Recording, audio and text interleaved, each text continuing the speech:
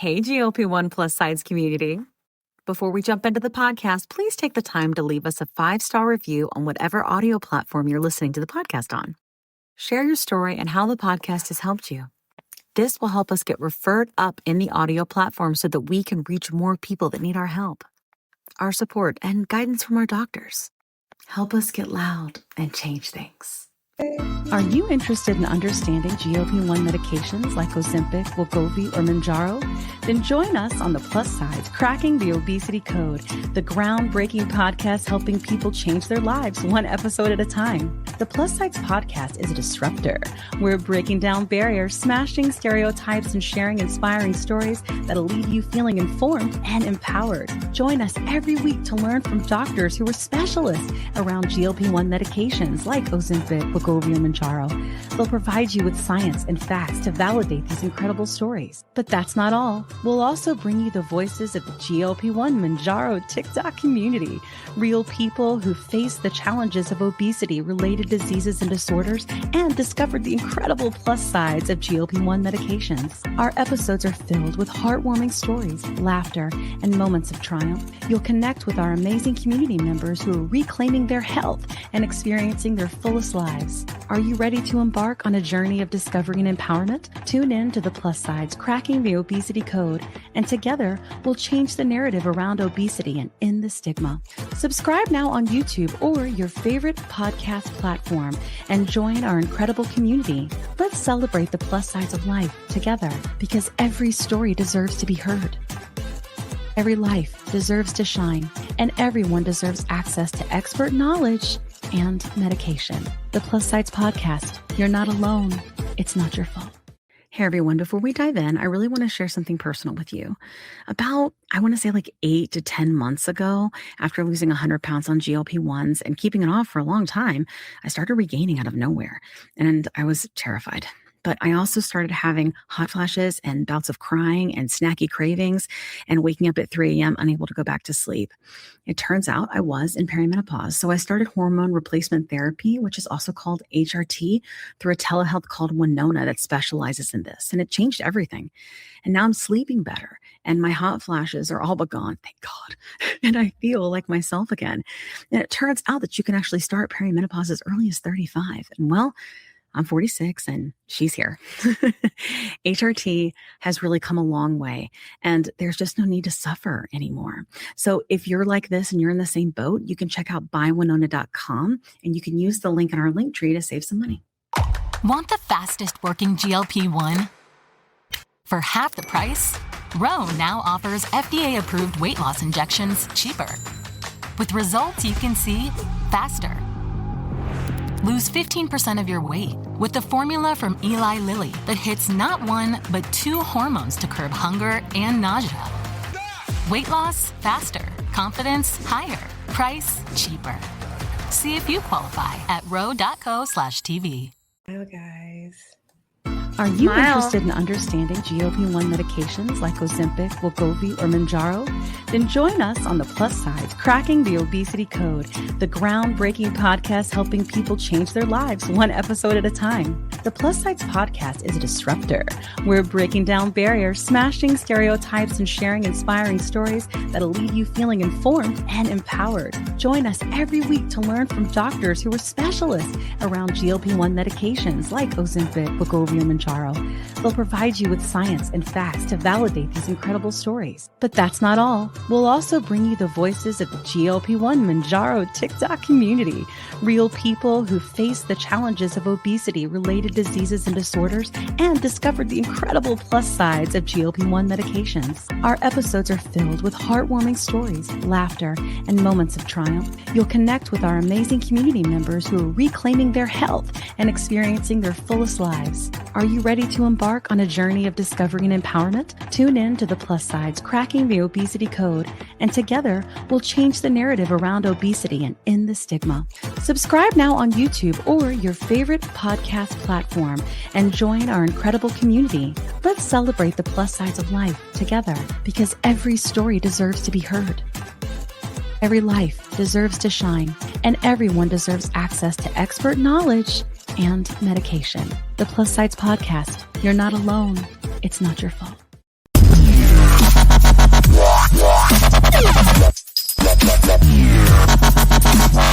Dave Knapp, man on the Mounjaro. That's why I'm here. Big news for Semaglutide. I'm the most elusive of all the doses. So I have a couple theories, and I'm interested to hear yours. The first, who likes my Karnak hat? Jokes about tirzepatide. You are on the pen. Hey. Hey. Hi, It's so fun to be back on a live. I know we don't have our JT today, but that is because she is traveling. She was Oh, yeah, she's on going to vacation. Bahamas, I think. Mm-hmm. Bahamas or Bermuda. I can't remember. Beautiful. Oh my gosh. She's been doing like pictures and stuff like in videos, and I'm like, it's gorge. Yeah. It's so pretty. I'm jelly. The water and it's gorge. Anyway, but she said she was gonna try to be in the chat. So we'll see. We'll see if she could stay by. But she was like flying and everything when we were texting. So but that's okay. Because we have our Sabrina, we have our cat, and we have our bear. Hello, bear. Hello, everyone. Hi, everyone. Oh, Dawn. Oh yeah, guys. It's hump day. It is hump day. Cat. I feel like it's been a really long time since you said that. I said this morning in spin class. I love it. I know Tay's happy. Tay is definitely happy. I got to see her. Yeah. I love it. Well, for those of you who were just over on the TikTok, are you talking with me? And you're new here. Hey. So every other Wednesday we do a live on this platform, but we have an episode almost every week. This week is different, but that's a long story.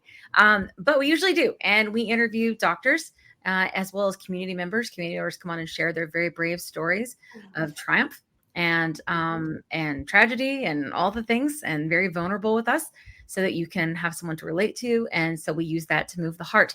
And then we bring on our doctors and they help us move the mind. And we are trying to end the stigma and to help people be able to learn so that they can advocate for their health. And that's our goal here. And that's what we do. And it's a safe place. And I don't allow trolls or any of that nonsense. So, okay. So today, because it is a very interesting day, I was talking with hubby the other night. This was like a week ago, two weeks ago. A week. And he was like, you really should do a response to this South Park episode. And I was like, do anybody really care about South Park? And he was like, yes. He's like, literally 5 media channels, main ones, picked it up. He's like, nobody that I watched picked up Oprah, but they picked up that. He's like, we'll care. And I was like, because it's pop culture. He's like, yeah. So I thought, well, that's true. So I think that's a big deal, no matter how it was going to go down, right? That this has become part of pop culture, right? For whatever, I think it's sort of like, any news is good news, or no, what do they say in PR? Yeah. Any news is good news. Yeah. Like, or any PR is good PR or something like that, no matter what it is. So I think the fact that it's becoming like part of household conversations outside of just, is that person taking it on it, is kind of a good step forward. At least that's my opinion. And I think we should talk about it. And I like when we do community responses and people love these lives and they like to be a part of it and share their opinions and have their comments, and ask questions and all the things. And I was like, well, he goes, you need to respond though, but you should respond with facts. And I was like, well, what do you think I should do? And he goes, you should have on Dr. Joy and Dr. Toomer. And I was like, yes, we should. Both avid anti-shamers and members of our community.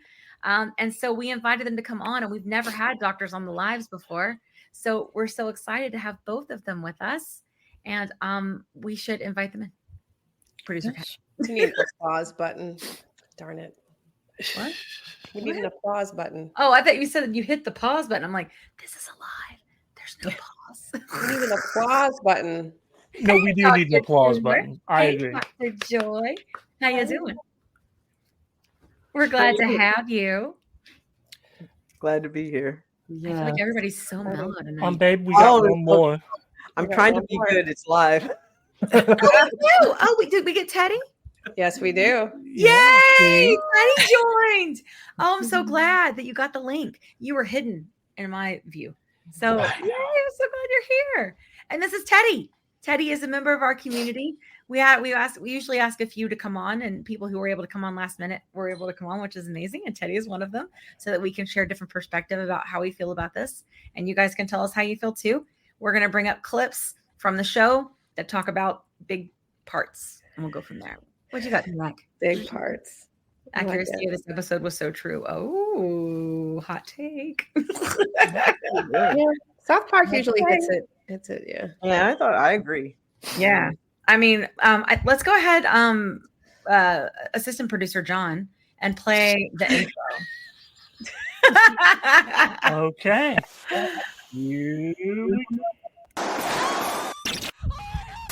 A new weight loss drug, one that's been described as a game Patients changer. with obesity lost up to 17.5%. The drug works by mimicking a naturally occurring hormone that's released from the gut. I'm going down to South Park, gonna have myself a time.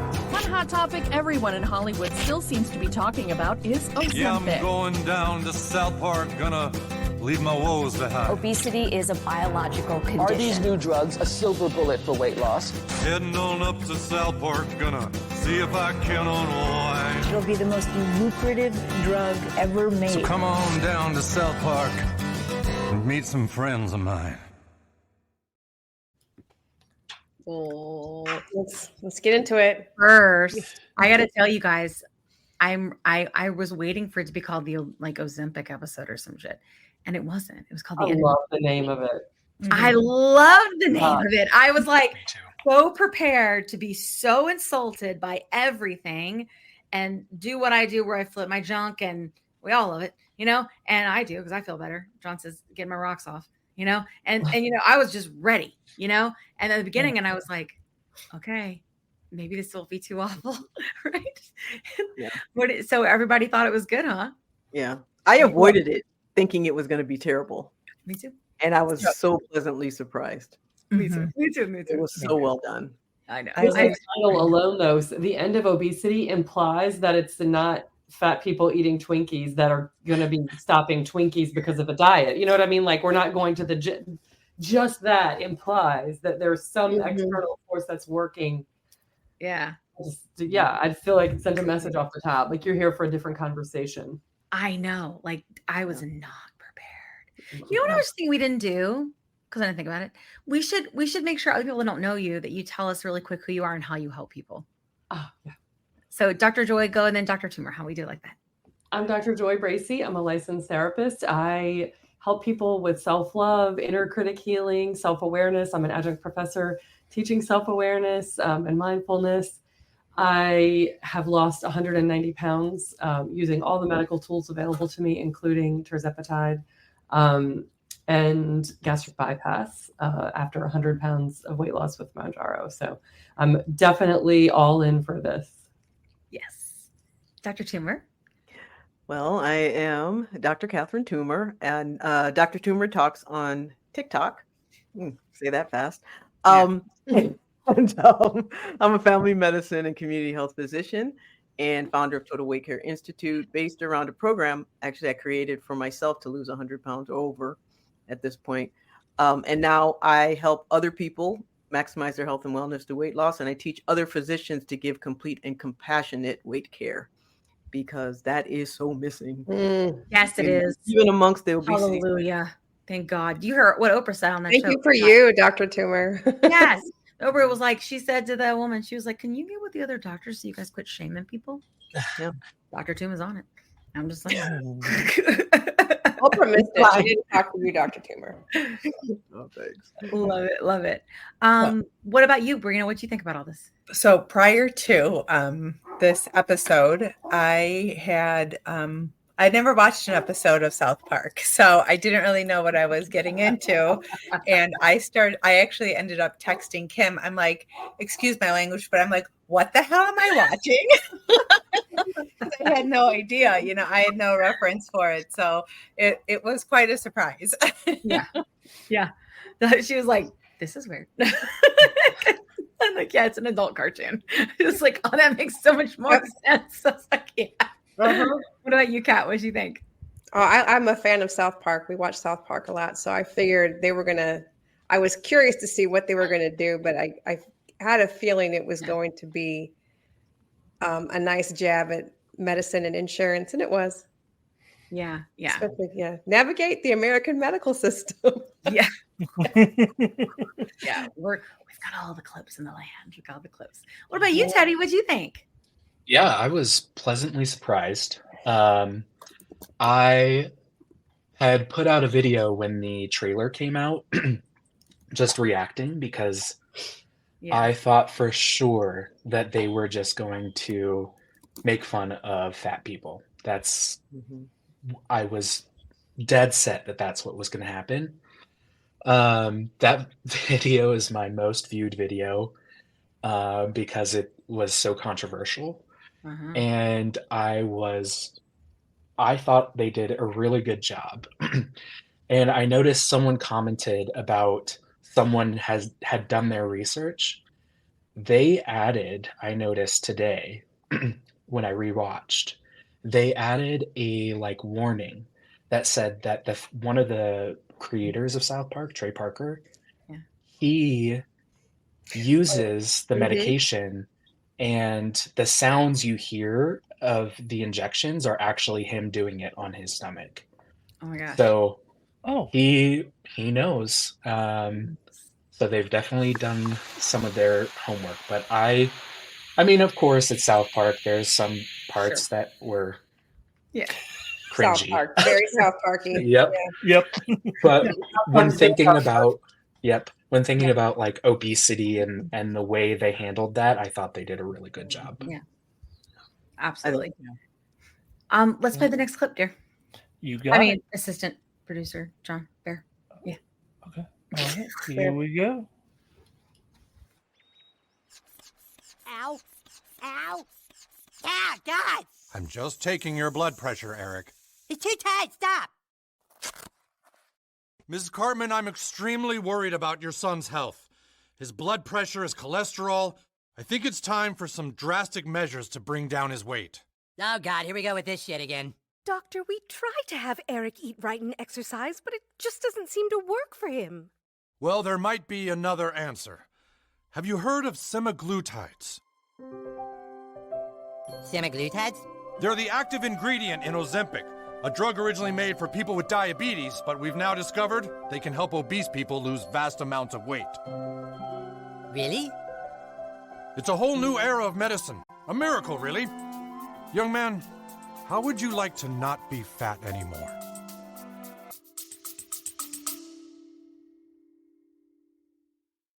Quick pause here.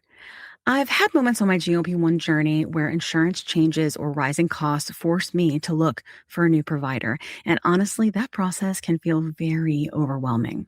But that's why the Plus Sides podcast is partnered with GLP Winner to give our subscribers a resource to help them make that decision easier. GLP Winner is a comparison platform that lets you explore telehealth providers in all 50 states, whether you're looking for brand name medications or compounded options. You can see pricing up front, read reviews, and get a clear picture of which provider might align best with your needs. Check it out today at glpwinner.com/plus-sides. That's glpwinner.com/plus-sides. Don't forget the Z. Let me tell you a quick story. I was telling Kat how I was regaining weight after my 100-pound loss using GLP-1 medications, and I was having snacky cravings and waking up at 3 a.m., and I had hot flashes, and I was worried. But Kat was like, listen, I went through this last year. It's perimenopause, and I started HRT, and she used this company called Winona. So I started going there to see if this was something that was going with me. Turns out it was, because I'm 46. And it's been amazing. It's taken a while to find the right dose, but once I did, it's just been huge. I've been sleeping. I feel more myself again. And the hot flashes are gone, which is, really bad. So I will tell you, it's just been so big for me. And so I wanted to partner with them on the podcast because obviously many of our listeners are going through this same age range and definitely are having these issues. And there's just no need for you to suffer. So if you go to the link that's in our link tree, you can click on that and save money. If you go there and you meet all the criteria, and this might be something for you to try. So I just want to make sure you have this great resource because it's just been such a big difference for me and Kat. Again, you can go to the link in our link tree and get what you need.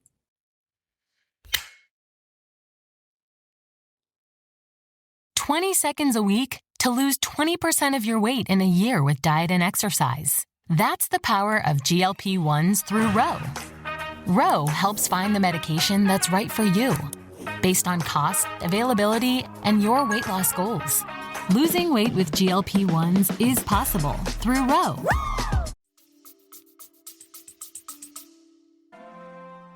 not be fat anymore? Me? Not fat anymore? Wow. Could this really happen? Doctor, is it really true I could not be fat? It's really true, young man. How much do these new drugs cost? Well, they aren't cheap. It's about $1,200 a month. Oh, I don't know if we can afford that. Oh, all right. Well, never mind, Eric. Have a good day. Never mind. You can't just tell me there's a new miracle drug that'll make me not fat anymore and then say fucking never mind. Insurance companies only cover the medication for diabetes, not for weight loss. So if you can't afford them, you're just kind of out of luck. Doctor, please. I've been fat my whole life. I hate how I look. Please. There has to be something you can do. All right. I'm gonna write you a prescription for Lizzo. Lizzo? She's a really good singer who talks about body positivity and just being happy with the way you look. I want you to listen to Lizzo 5 times a day and watch her videos just before bedtime. Oh, and I'm afraid you'll have to be on Lizzo for the rest of your life. No! Lizzo, no! I'd like to apologize to everybody for that being 2 clips, but unfortunately, our system will not allow me to upload anything over like 1:40. So, my bad. You did wonder. We got the gist. Yeah. Right. Well, he had to cut out all the insulting in between. Right. Remember? I didn't want to cut out the insulting in between. I thought some of it was kind Oh of yes. Well, I love Cartman. Cartman is my spirit animal. Oh dear God, help us all. They covered so many things in the beginning. Like, you know, I mean, they covered the whole forever argument, right? Take it forever, except for apparently you have to take forever. You have to take Lizzo forever. They brought in the Lizzo thing, which was hilarious. They brought in body positivity and how only poor people can have body positivity and only rich people get Ozempic. Like, so that disparity was there. Yeah. You know, I mean, they brought it like, I mean, it was just like bam, bam, bam. And I was just like, what is happening? What is happening? You know? And then I was just like, I kept looking at John. Like, I was just waiting for the shoe to drop. You know what I mean? Yeah, I was really surprised. I like the poster. The poster, yes. You know, I do think it's medication. I saw safe, and I was like, "Oh, they're going that route." Okay. Yeah. Safe. You know, I know. Safe Yeah. weekly. I was like, and then I mean, like the doctor's just hilarious in itself, but yeah. And I also, honestly, I do feel like Cartman was like very, I don't know, like relatable. Is that weird to say? Like, I mean, I felt like his little, sad little fat heart. And I was just like, you know, which is crazy because he's awful. Yeah. I just want to point out an awful human. Yeah. South Park's been around for 20 years and Cartman is still 12. And he's so, always been awful. Yeah. Just when the doctor said, when the doctor said, "Oh, I want to bring up your weight," and he's like, "Oh, this shit again," that hit home for me because I was like, "Oh, this shit again." Yeah, you know, that I was like, "Oh," it brought back like I was like, "Oh God," because we've all been there, right? Yeah. Yeah. One of the themes, though, do you know when was this originally aired? A week ago, I think. Yeah, this was originally aired on Paramount Plus on the 24th. Okay, I've kind of been harping on that we're kind of using this blanket term Ozempic to mean all GLP-1s. Like we kind of like Band-Aid or, you know, Kool-Aid for everything that's, you know, it's like there's this thing. And I think that's lending itself to the misconception of what it is because none of the actual obesity medications are being mentioned. Yeah. Just they do, though. They do. You're right. They just but in this they do. That's what was so cool. I was like, and they even said zepbound. I was like, oh my god. Yeah, well later on, but I mean in the beginning, like when they show the poster and they show the other and then stuff. he's like, semaglutides. Have you tried the semaglutides? $1,200 a month. The semaglutides. Well, I was glad to see him call it by the actual name of the type of like the main ingredient as opposed to just saying, you know, Ozempic, you know, actually having that real information in there for people who are watching it to be like, oh, you know, hey, let me look that up. Because there's tons of people who watch this episode who know nothing about these medications or how they help people. And through the humor and the comedy, you know, they're putting something up there that's legit.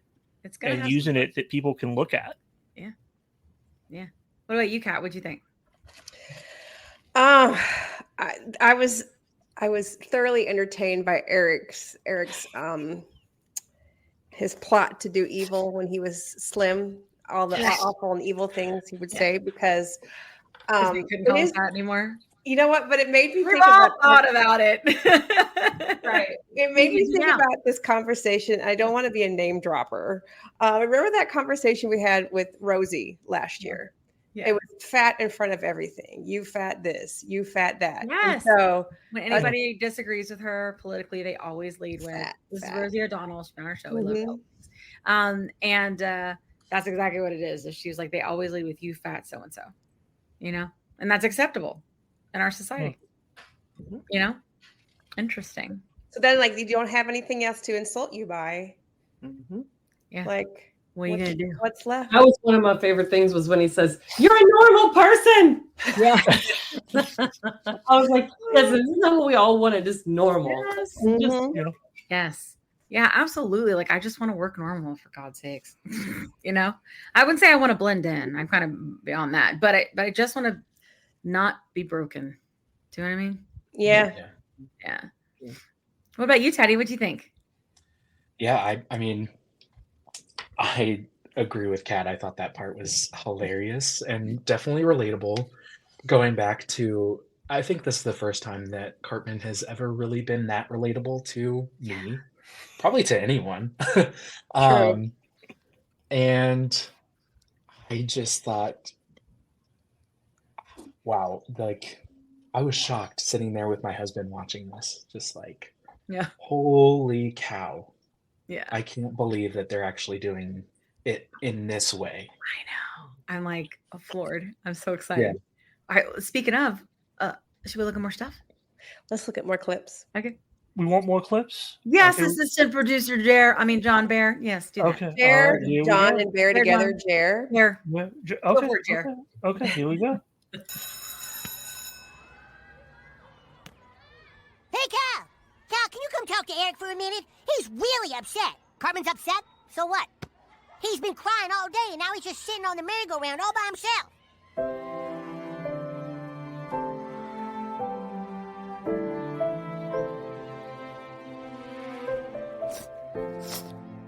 What's wrong with you? Nothing.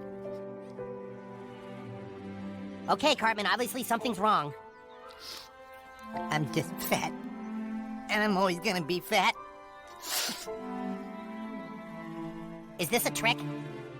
There's these new medications that can treat obesity, but my mom can't afford them. And I'm just a poor, fat kid.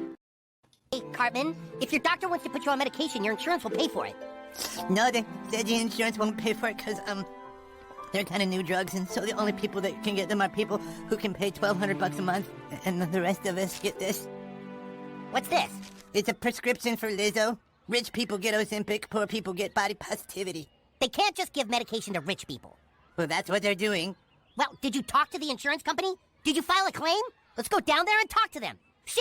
I knew Cal could help. When it comes to your health, you gotta be tough, dude. You gotta have some fucking willpower, okay? Okay. So I got to read my notes real quick on this part. Okay. So I wrote, Kyle is our Kim. You can't just give up. Find your insurance company. Yep. Sabrina, it's funny you said that. Kyle equals Kim. It's funny you said that, Sabrina. Me and Kim were going through this last night, uploading everything that we were going to put in, and she kept saying, God, I wish we could put my face on Kyle's. I wish we could put my face on Kyle's. And I was like, oh my God. Especially one clip where he's like, obesity is a disease. Yeah, I mean, it's just like looking at her face. It really is. It's amazing. I did like that Cartman said there's a medicine that fights obesity. He didn't say, it's not a weight loss drug. He said it fights obesity. Yeah. This was just so well. Like I said, it was done in a way that was so balanced and so honest and so true, but humorous at the same time. But it kind of got all the digs in at the same time. It got all the education in at the same time. As you know, it got the toxicity of diet culture. It got the toxicity of insurance companies and how they operate, and sugar, and it just did everything. It was so well balanced. I was very surprised because most so I am so glad you think that. Usually on my jaws on the ground, I'm going.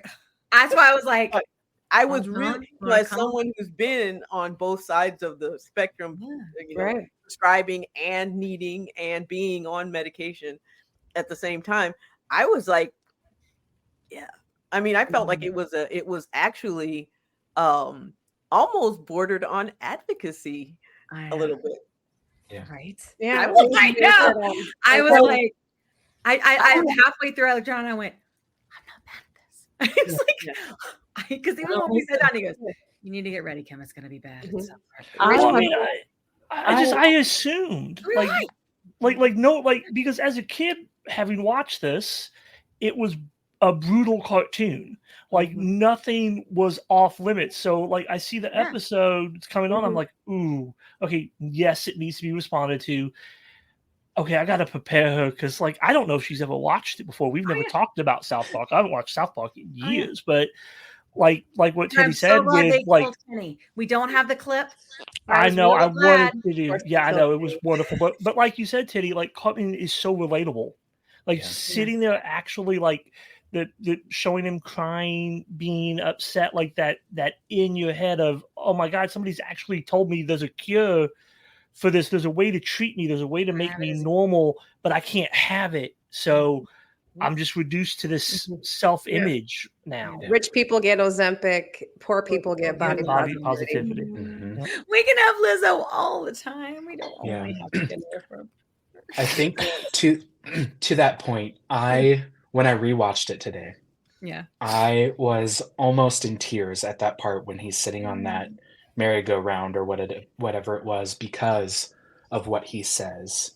I'm just fat and I'm always going to be fat. And that was the mindset that I had before I found this community and found that I could actually take something that will make me better and put me on a path to improved health. And I'm in so much of a better place, but I had just given up.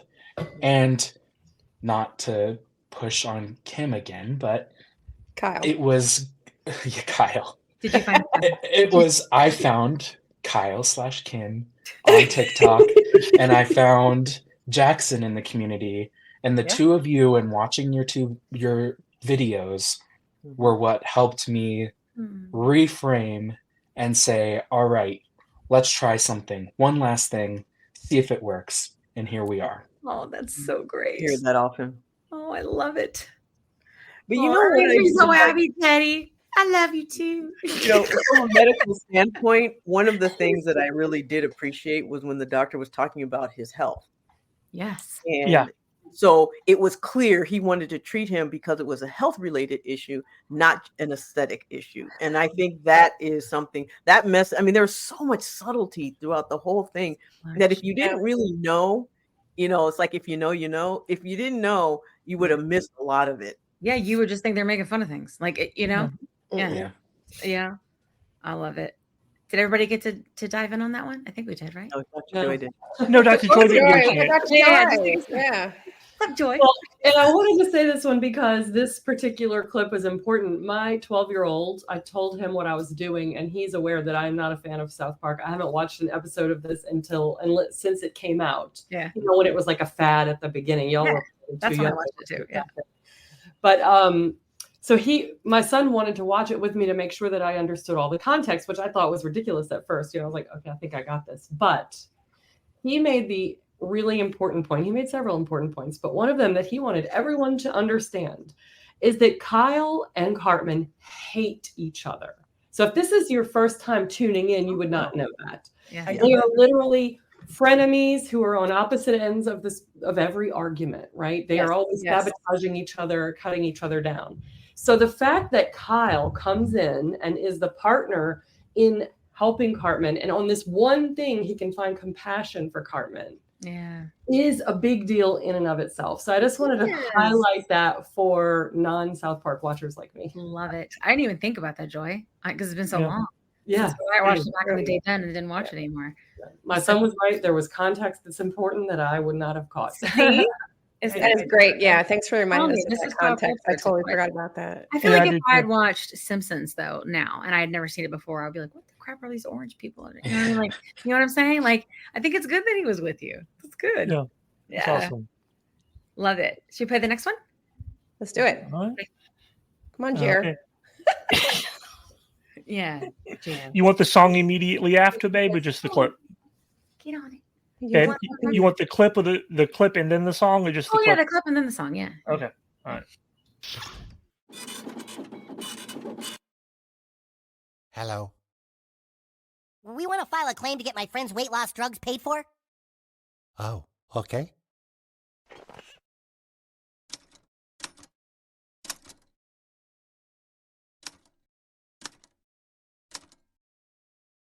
Do you want to know his policy number or anything? Let me just speak with our medical director first.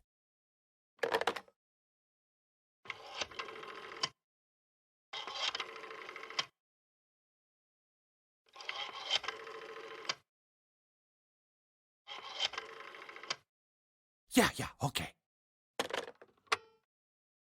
Sorry, but we don't pay for medicines for obesity because it's not a disease. Who was that? That was the medical director. The medical director decides what claims are valid for us to pay for.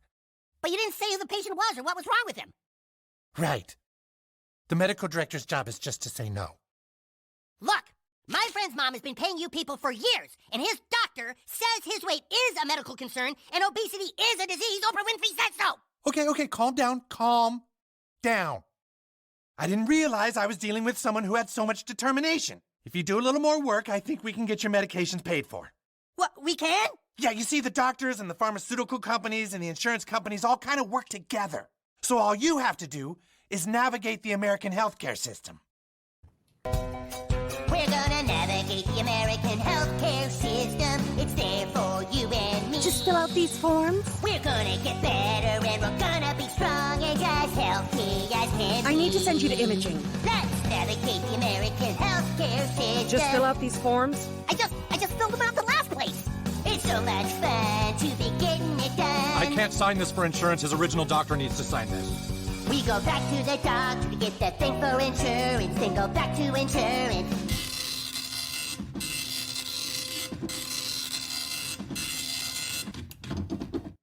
We need you to get a second opinion from a doctor who's in network. We're navigating the American healthcare system. Now just watch us go. We're getting things done, taking care of our health. We need these filled out and then faxed to your insurance company. We're filling out forms, and we're scanning those forms, and then we're emailing those forms to get them back to insurance.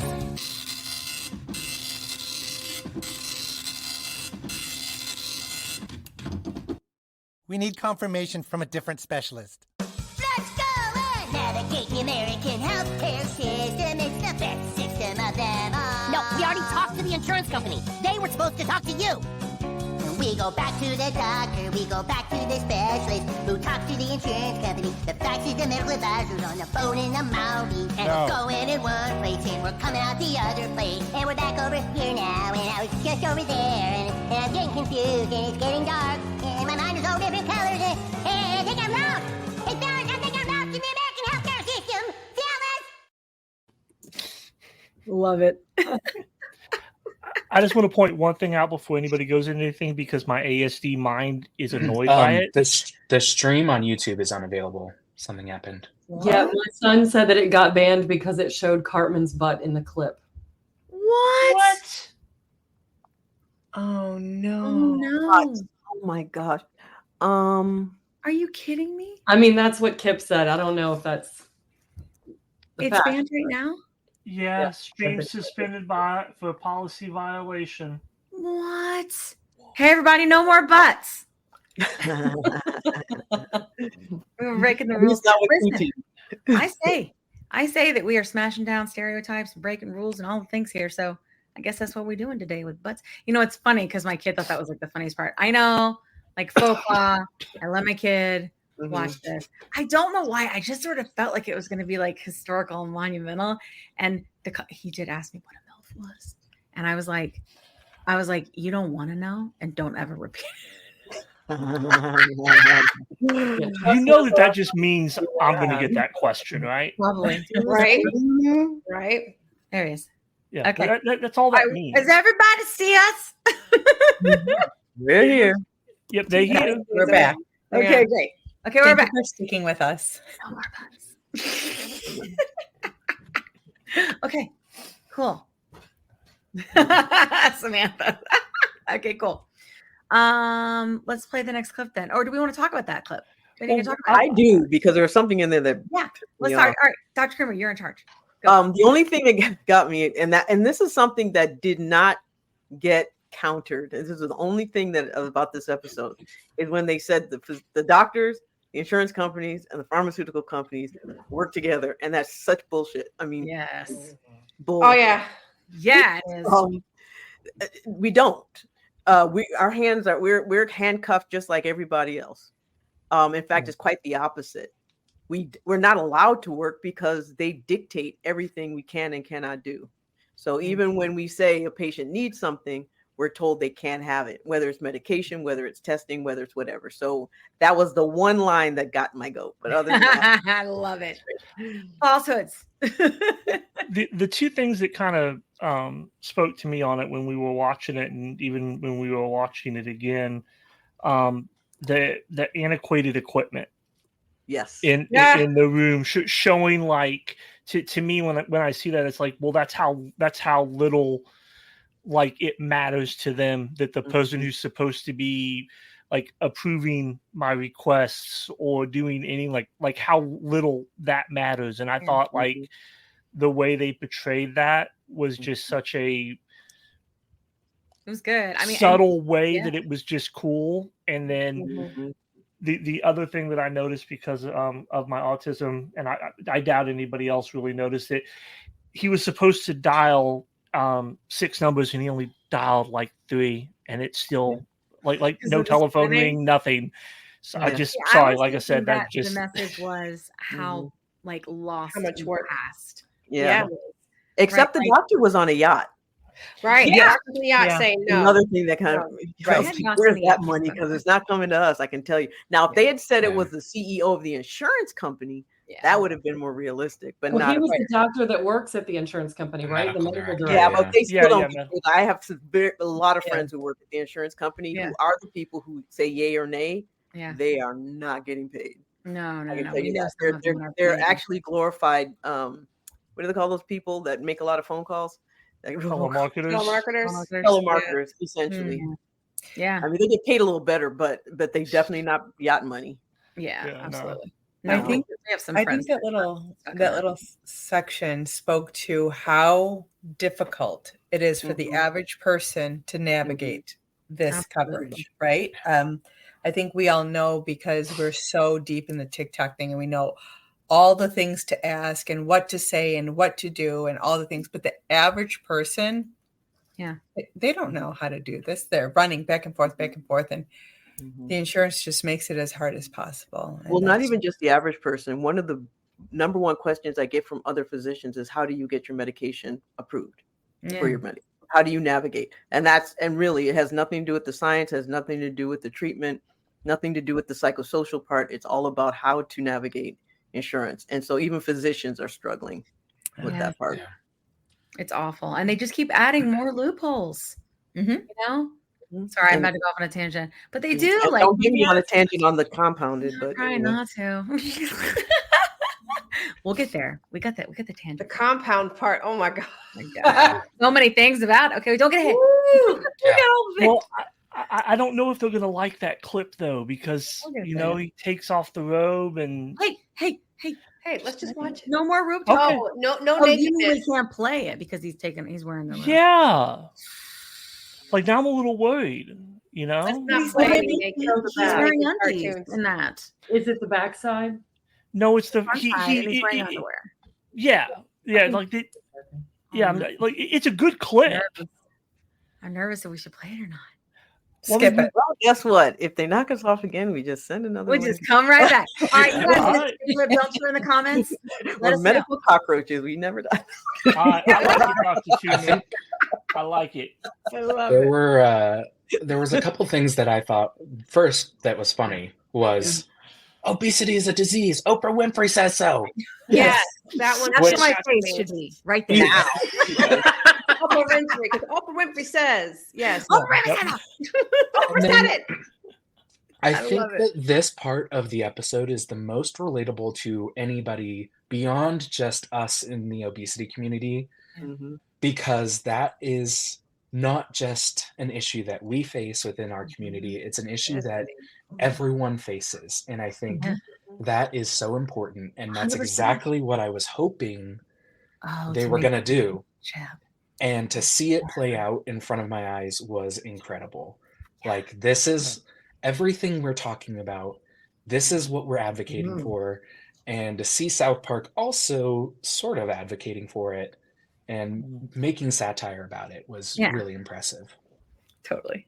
I didn't even think about that, Teddy, because if you think about it, anybody that's trying to get anything approved, right, for the most part, has to go through a lot of crap, you know, Right. and for any disease or any kind of treatment, you know, and I mean, like we know that, like that's why we're talking about PBM reform and all those different things, right? Is how awful it's gotten. So I think it wasn't just the healthcare system, like for obesity, it was the healthcare system, period. Well, one thing, when touching on the antiquated equipment, they were still using antiquated criteria to determine who gets the medication. So that, and the guy's job is just to say no, right? That's a gem. That is a gem, Dr. Toomer. It's true. It's true. Yeah. She always puts the gems. Her and Dr. All right. What about you, Joy? Do you think anything in particular? Yeah, just all the things that everyone's already said. I felt all that. I think navigate, I was cracking up, navigate the American healthcare system. I'm literally in my room going, yeah. Get them. I'm like, insurance companies, I work in the addiction field and I have for 20 years. And so the addiction, for healthcare, like health insurance companies are public enemy number one for me. They're dictating all kinds of things about addiction treatment that are just not evidence-based and, just because of money. So I'm like, get them. You bastards. But obesity is not a disease from the insurance company, right? Yeah. Like that just is not a disease. Yeah. And unfortunately, they said the medical director said it, but sadly, I've heard doctors say that in medical groups, and I have heard very just close to that in obesity physician groups. Yeah.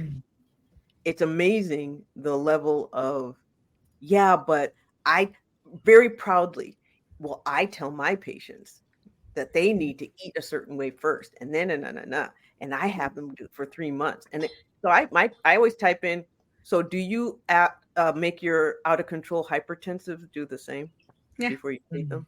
If someone has cancer, do they need a vegan diet for 3 months first? Because we know that being vegan it helps reduce, cancer problems. We have to try that.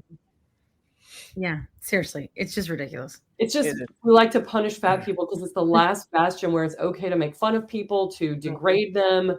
It's even okay with the PC police, which I'm a proud card-carrying member, but they will love to fat shame people. I mean, everyone is still okay with everyone. Yeah. Well, that is actually something Dr. Toomer said on one of her episodes, and Oprah said it. And I was like, why didn't you say that was Dr. Toomer? You know it was. But there's someone who's actually on TikTok who's an advocate for body positivity. Yeah. Who's never been obese a day in their life. Oh Lord. Who basically said that was criticizing food noise. That food noise is simply people getting hungry. I remember that video. Oh my God. And and I won't say what I said. Bless her heart. I don't know. I usually can say all the things on YouTube. I remember his response. Basically, what I did say, in not so many words, that what you're advocating for, you've just become a perfect example of. Yeah, absolutely. Or against, you become a perfect example of. That's just ridiculous. Yeah. And I was like, don't speak on what you don't know about. Yeah, Better Thank to you. be quiet. you. That is like the perfect thing to open your learn mouth how and to do. confirm it. Yeah. Like, and even when we're in our lives, like people ask me now, I go, you know, I can't really speak intelligently about that. I'll just tell you to go over there and follow Dr. Tumor or whatever. Like, you know what I mean? Like, if you don't know, say you don't know. Don't talk about it. You know? Love it. I mean, it's so great to see doctors in our community who get it. Yeah. And when I was starting this whole process, I was fully prepared to go into my PCP and like fight him basically. Yeah. And I had all these notes pulled up. I had taken things from other people's TikToks that they gave me advice for. And I go in there and I'm like, hey, I'm interested in this. And he said, okay, let's do it. And I was like, oh, what? Wait, what? I was fully unprepared for him to be accepting of it. And I think that's so rare. And I wish that more, I don't want to call them regular doctors, but non-obesity specific doctors understood where we're coming from. It is changing a little bit. I agree. It's and mainly because more of us are speaking up and saying, you know, when people's like, I don't believe in obesity treatment. So I was like, do you believe in diabetic treatment?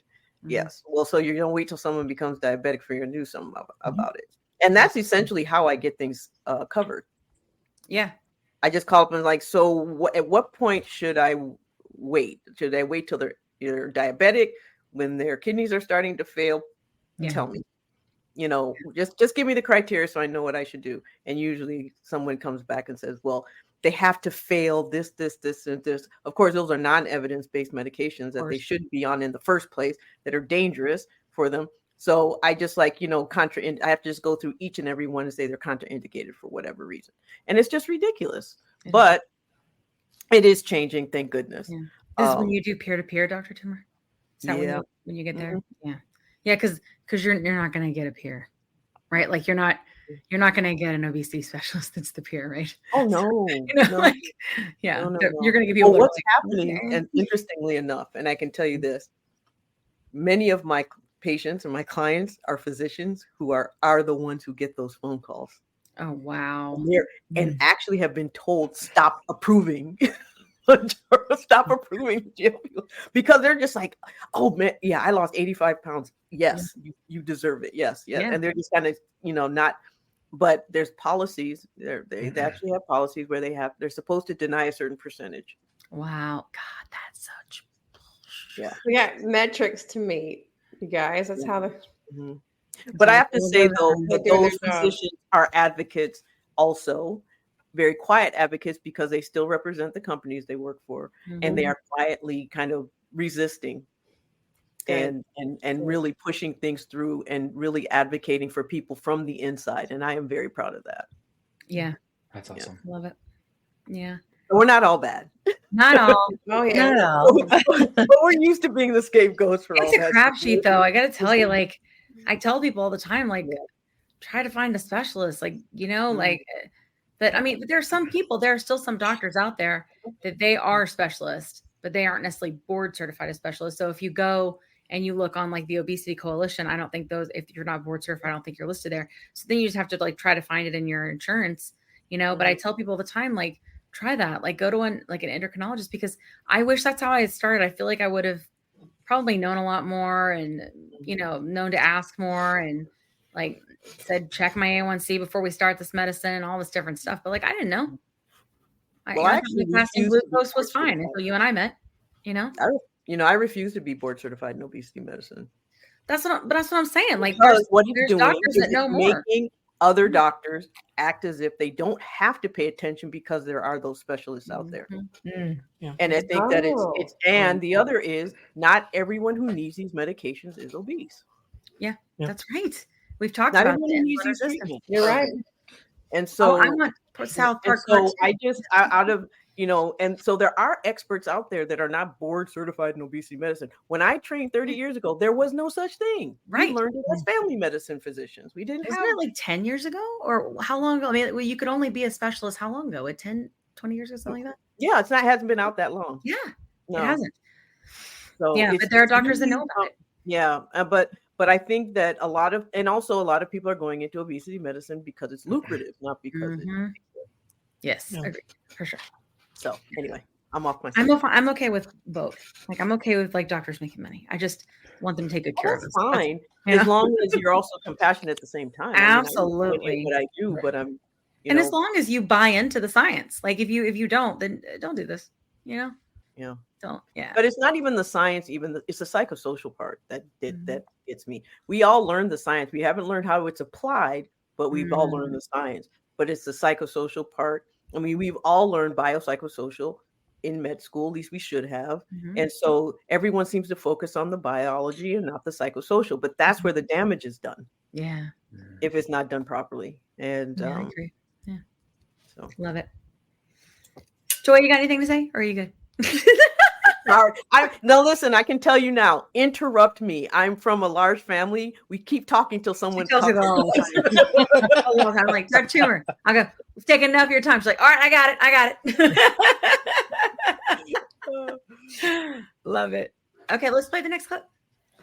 Well, actually, we missed one. Do you want the party? Do you want me to play that? Oh, let's definitely play the party. Okay. All right. Yeah. That goes back to the Ozempic party. Yeah, the Ozempic party. That was supposed to go before Cartman's tear fault moment. All right, here we go. So my doctor says, I don't think you really need these drugs, Mrs. Stotch. They're more for people with morbid obesity. I was like, I have to be in a bikini on Wednesday. You can morbid obesity my ass. I heard most doctors will still prescribe the 10 milligram zepbound shots. No, they're cracking down on those too because people with diabetes need it. Hey! Oh, hey, Randy. Girls, Randy says he has a hookup and some really good shit. Oh, wow. Wow.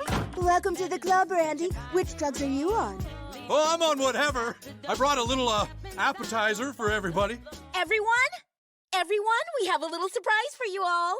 So, Alexis Testerberger just decided to start taking the drugs. She went to Mexico and was able to get a 12-injection sample through customs.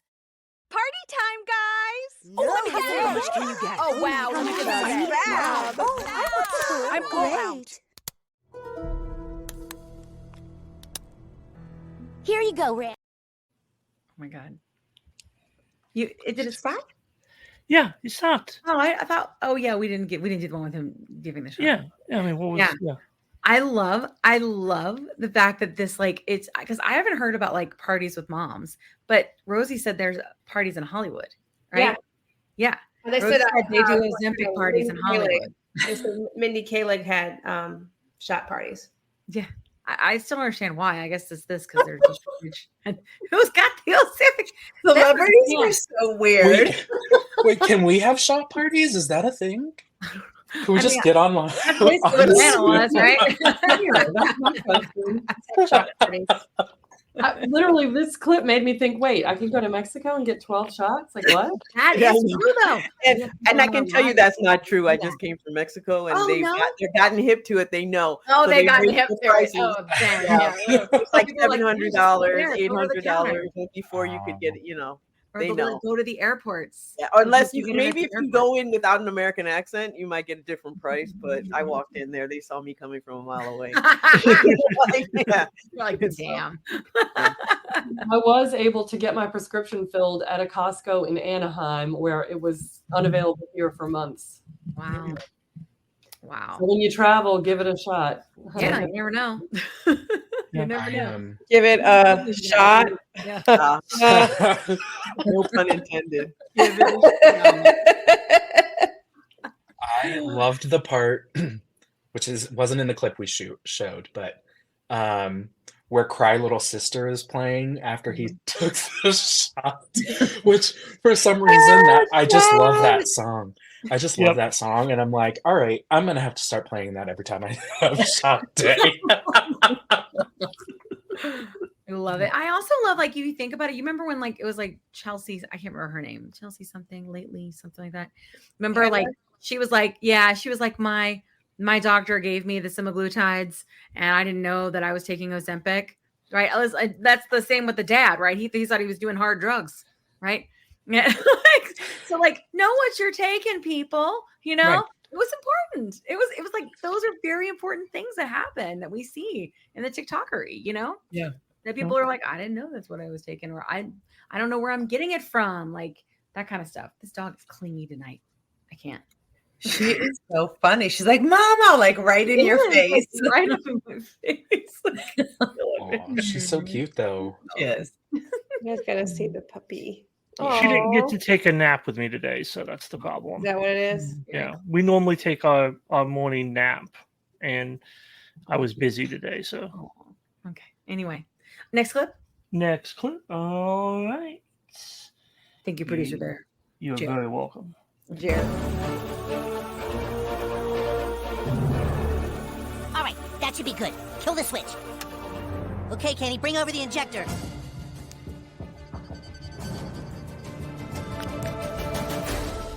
It's done? It's done. You know, Cartman, this could be dangerous. If you don't want to... To hell with danger! This can change my life, Kyle. Let's do it. Kenny? Well? Here it goes, guys.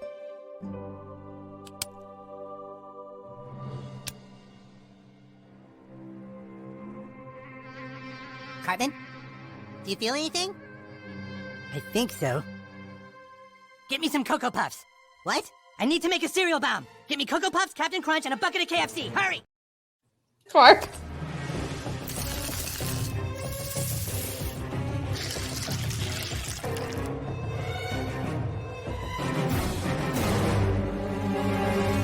So what's going on? We don't know. Cartman's been in the bathroom with the bucket of cereal for almost 30 minutes. Dude, Cartman, what are you doing?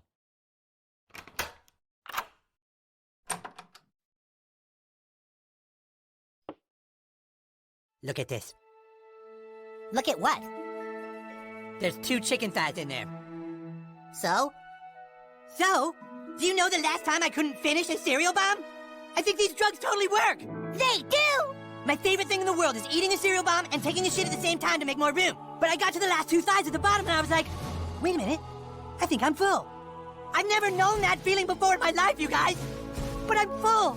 You really can feel a difference? I totally feel a difference. I always drink the chocolatey chicken milk left at the bottom, but it's still sitting there. Oh my God.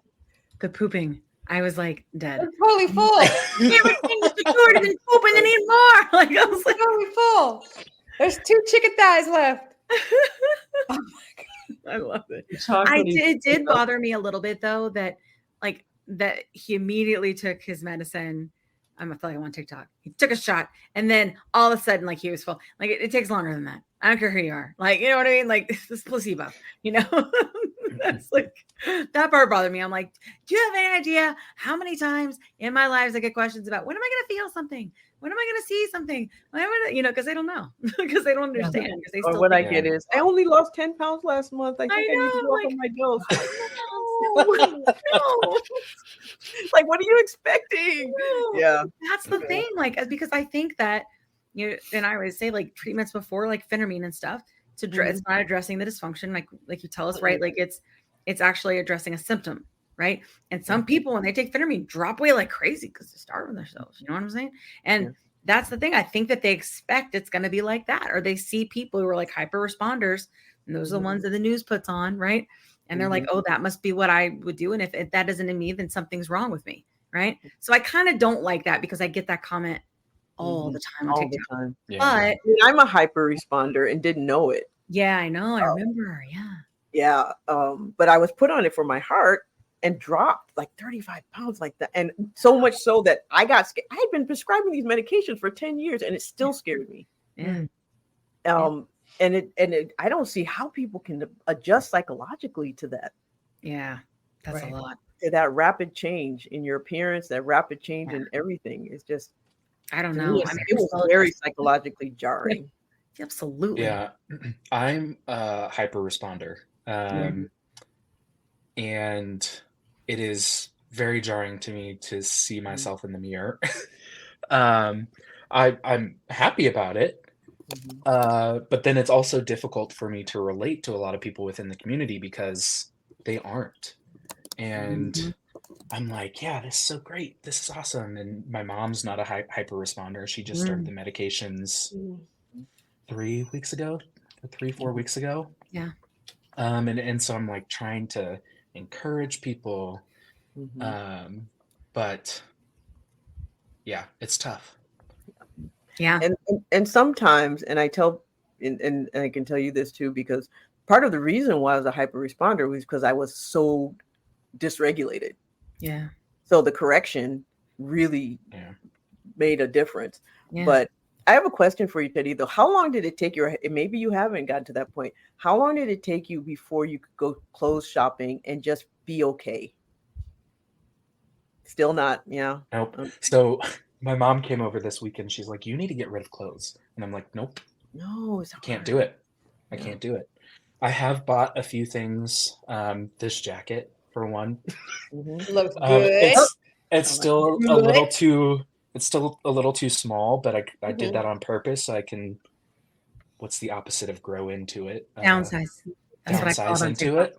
I've downsized 102 pounds. That's what I say on TikTok. Yeah, but sorry.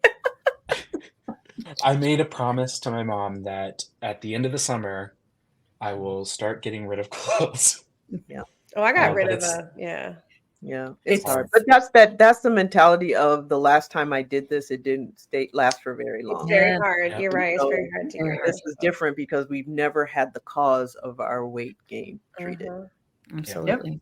That's why it was very unburdening when I found I donated 4 huge garbage bags because I would never, because up and down we've all done it, the lose 30, gain 45.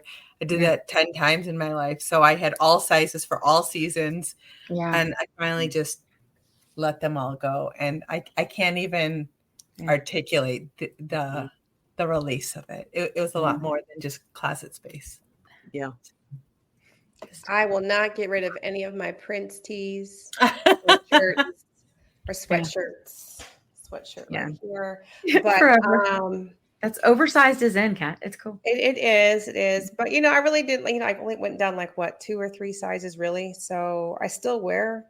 I once in a while I do a little series called my TikTok thrift shop. And just go through my closet and wear clothes that don't cut me in half anymore. Yeah, slow responder. I felt like Cartman. It's your slow responder. It's really funny. I felt like Cartman when he said there's only 2 chicken thighs left and I didn't finish the drink. Yeah. My appetite was insane before and it's still there. But I hit a wall. I don't get the food aversion. I don't get I hit a wall. Yeah. I'm the same way, Kat. Like I'll get to a point where it's like, okay, I'm done eating. Yeah. But I still have all the thought in my head for the food. It doesn't go for me. It hasn't left. It's just I can stop. Yeah. I still think about it. Yeah. As before, it was no, I can't stop until I feel like I'm bursting. Yeah. When Karina and I were eating dinner when she was here, I was eating and I had it in my hand, and all of a sudden I just went and drop it. She's like, that fast. I'm like, that fast. Yep. Wow. Lost Mounjaro. It was just done. That was the most shocking thing for me. Oh, go ahead. Sorry, go ahead. That was the most shocking thing for me when it finally hit. And I was eating something and I was like, oh my gosh, I'm going to be sick. I can't do anything else. Mm-hmm. And that was the first time that I've actually felt full in my life. Yeah. Like Cartman said, it's always been. Yeah. Yeah. Oh yeah. I still think about it, and I know that I've been talking about this on my TikToks lately, but I'm looking for therapy because I still think about it. I think sometimes it's that old behaviors. They die really hard, and so sometimes the old coping mechanisms. If I have a lot on my mind, or if I'm really down or what, I still think, well, I want to go order a pizza, but I know I'm not going to be able to eat it, but I'll try. So. But you can't. You hit a wall. But that's still hormonal. Yeah. But it's still a hormonal reaction. It's from your cortisol levels shooting up and then causing insulin resistance in your brain. Then it just puts your brain back in that carb craving. mode. Wow. I think this is a super important point, actually, to talk about the fact that it is not a silver bullet. Like the 100%. question lingered in the air on the or somewhere where someone asked, is it a silver bullet? It's not. It is. You're gonna have breakthrough food noise. You're gonna.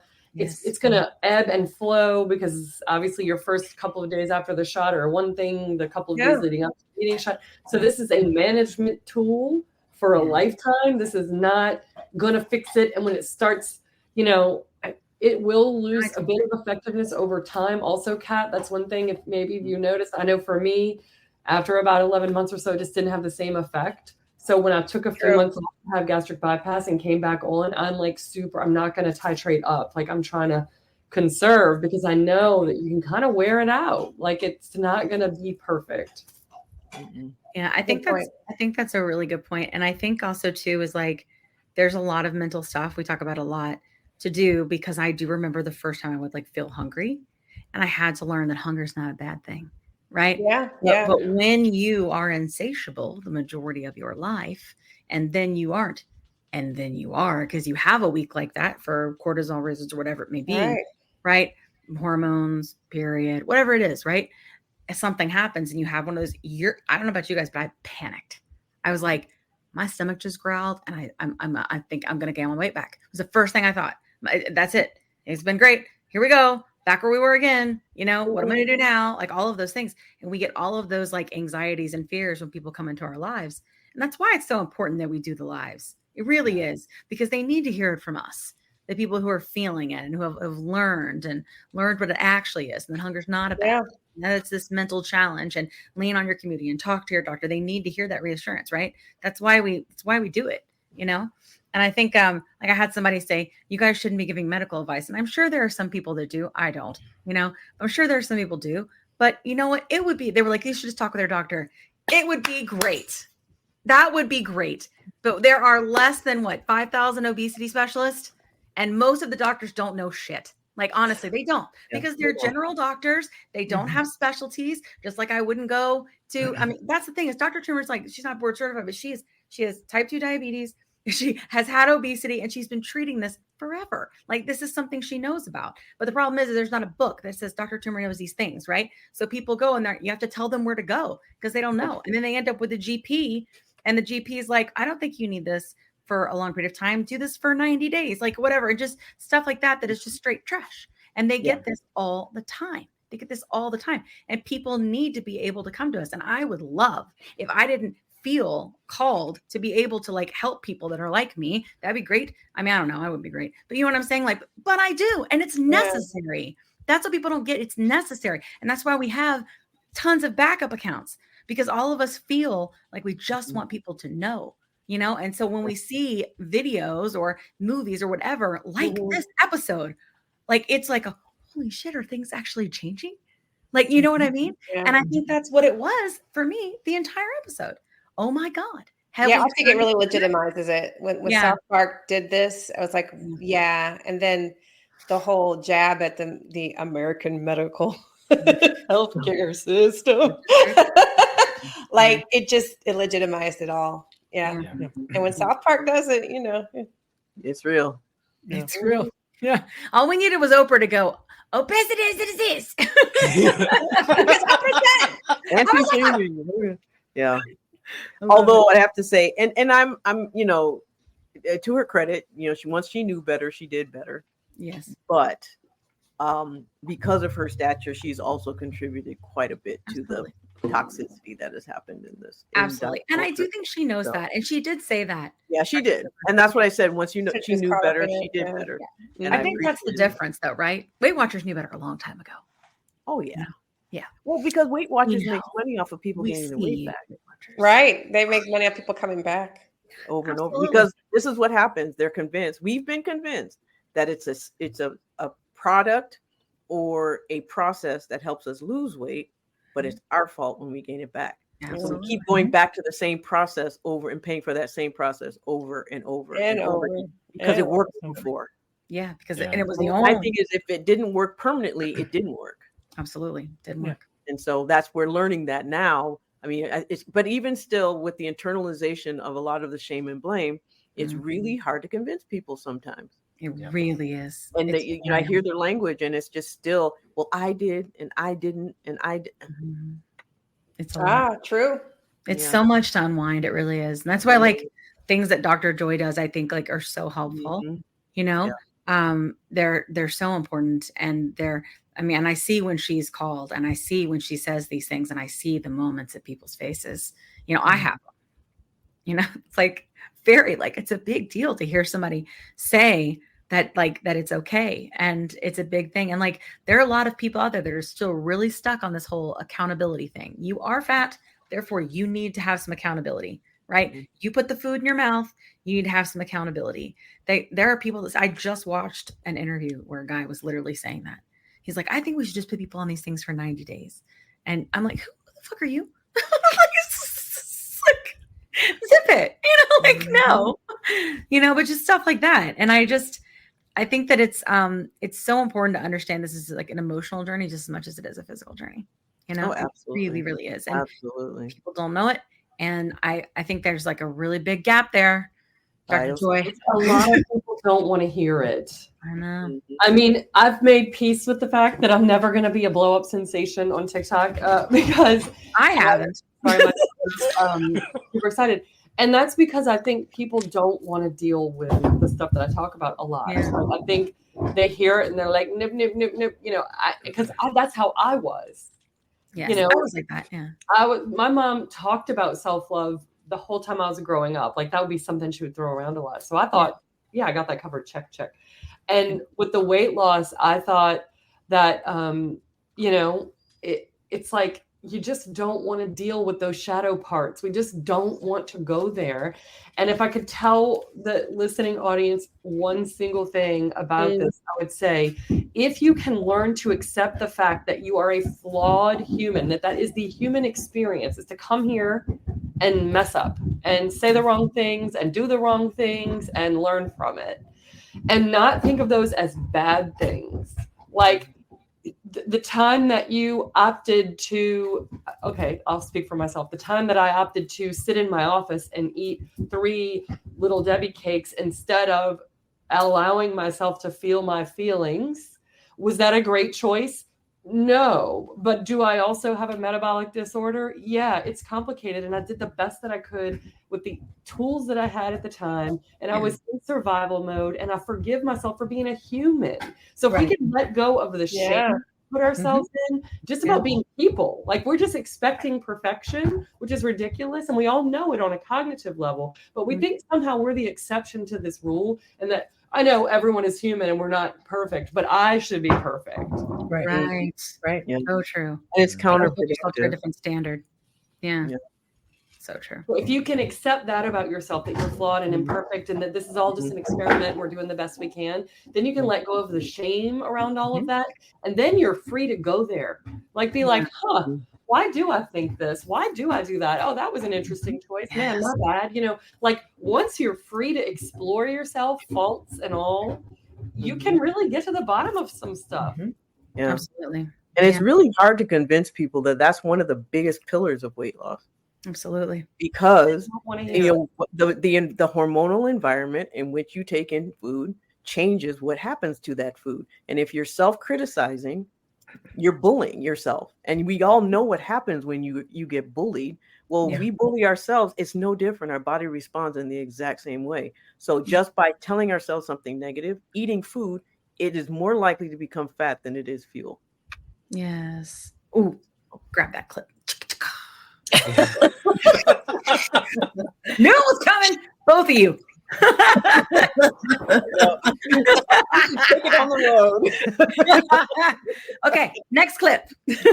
All right. Actually, this is our last one.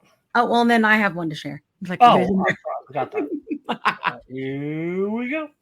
Love it. Cartman, we're going to help everyone in America who can't afford obesity drugs.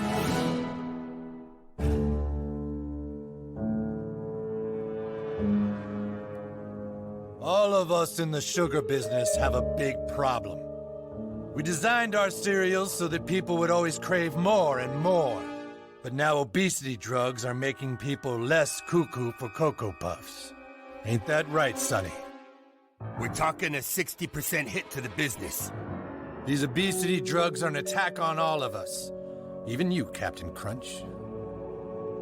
The drugs are moving in on our turf, and we'll all be in trouble soon. Trix Rabbit, Tony La Tigre, and Sugar Bear. We're only losing all the rich people. We'll be fine as long as lower income people keep taking Lizzo. Lizzo, yeah. Lizzo, That's right. Yes, Lizzo. We can't just keep pushing body positivity on people because there's a new threat. Compounding pharmacies. Hey, what up, guys? It's your new friends at South Park Compounding Pharmacy. We are now taking orders for our affordable obesity drugs, available to everyone. We're not here to just make money. We're here to make things fair and to make some money. Our semaglutides are safe and even cheaper than a Little Debbie snack cake. Motherfucker. So just like and subscribe if you want to get on the list, and we will get everyone who wants it their semaglutides. These people think they can just come in and mess with everything we've built? I say we kill every last fucking one of them. Tony La Tigre. Oh, Tony La Tigre. I love it. Who noticed what was on their plates and that they were smoking and drinking all of them? Yeah. Beautiful. Yeah. Think of that. They were eating bread. Captain Crunch just had bread on his plate. Wow. Bread, fried food, cheese, pasta. Yeah. Wow. Yeah. Cigarette. Yeah. I didn't even think about that. See? Also, that guy was the same guy as the health insurance guy. Oh, was he? Oh my gosh. Can we watch it again? I gotta see it. Oh my god. Oh my god. Okay. We'll look later. It's fine. Okay, we'll do it later. We're on a limited time crunch. We're not gonna be here all night. I'm watching like John now. I'm like, where is the subtext? Yeah. Yeah, but it's so true, right? And like they covered all the things. They brought up the TikTokers and the compounders on TikTok. Like it's like, Yeah. I was like, I love that. But I do also think that it's funny because Kyle's like, we're just gonna help all the people that have obesity. You know what I mean? Like, and I thought that was important because I do think that's a lot of it, right? Is there are so many people and they are sick. And they do need medicine. I know I say it a lot, but I do it on purpose. Like I'm trying to get everybody to sing the song with me. That's what I'm doing, And people need medicine. Hallelujah, amen. But yeah, so I mean, I think they covered a lot of things there, but it is interesting, the sugar thing. So like we saw, I guess it was last week. I think it was last week that Nestle is now coming out with a GLP1 frozen food. And like they're trying to make these changes. But it was interesting because they also shared how many people are on medicine. It was like 9%. 9%. And they're changing the way they do things because they're like, and then I think that I think it was less. I think it was 6%. And then it's going to be 9% in like 6 years.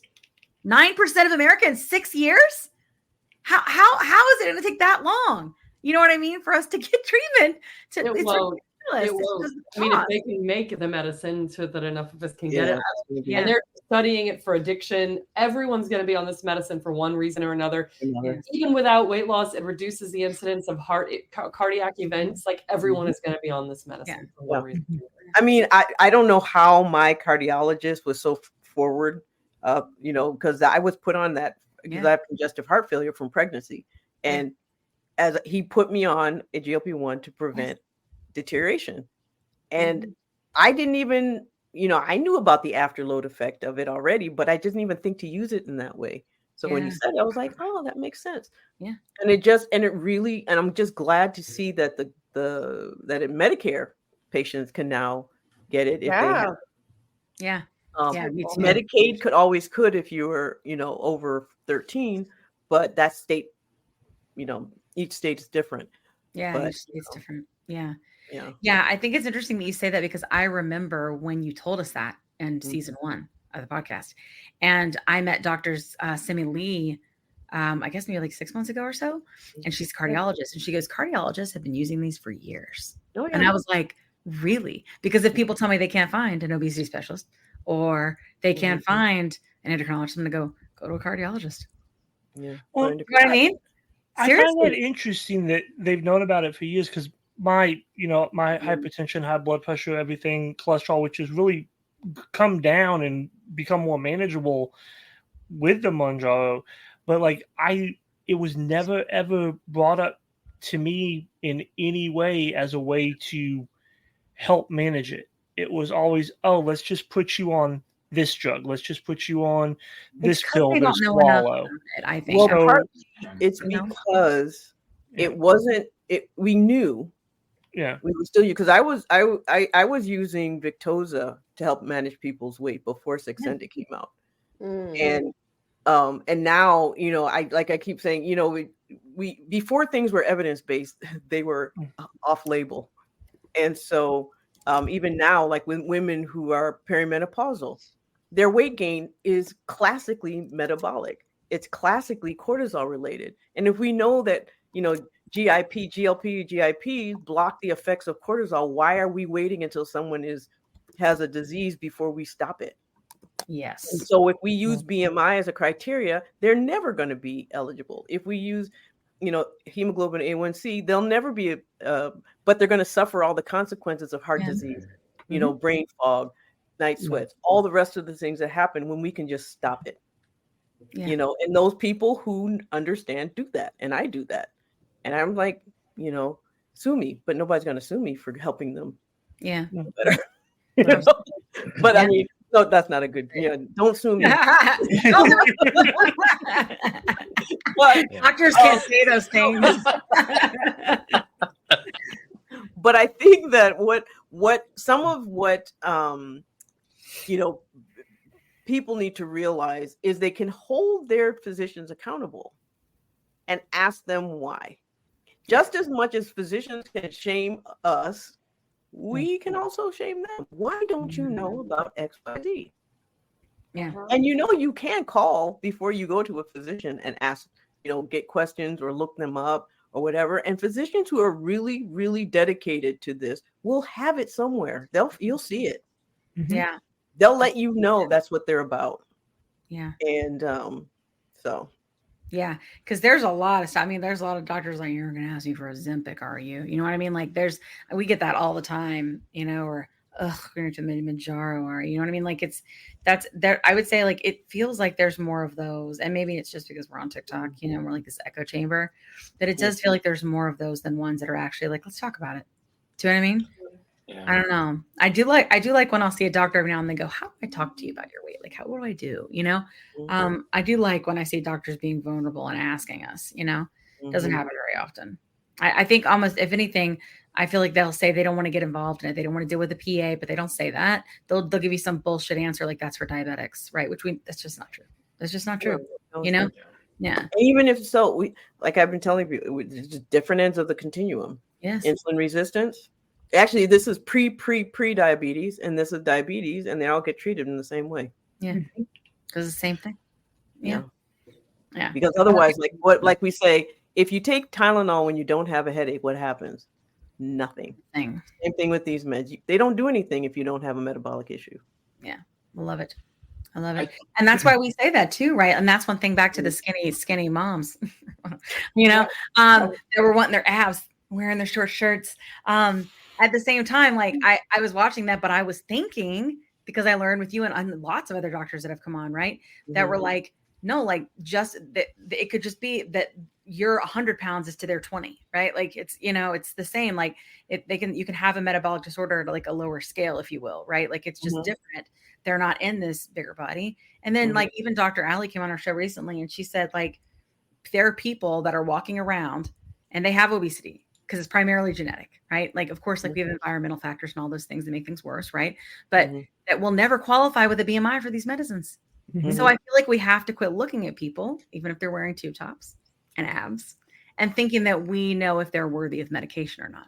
That being said, I know it sounds like I'm standing up for the mommies, but I'm not, because they did completely attack kids. Yeah. Calm down, pharmacy. I feel like the mommies, GI docs are using it for fatty liver, and you don't have to be overweight to have a fatty liver. Exactly. It's and it helps. We just have to quit looking at it like weight loss medicines. We have to stop. Yeah. Well, they're not weight loss medicines, actually. No. They treat the cause of weight gain.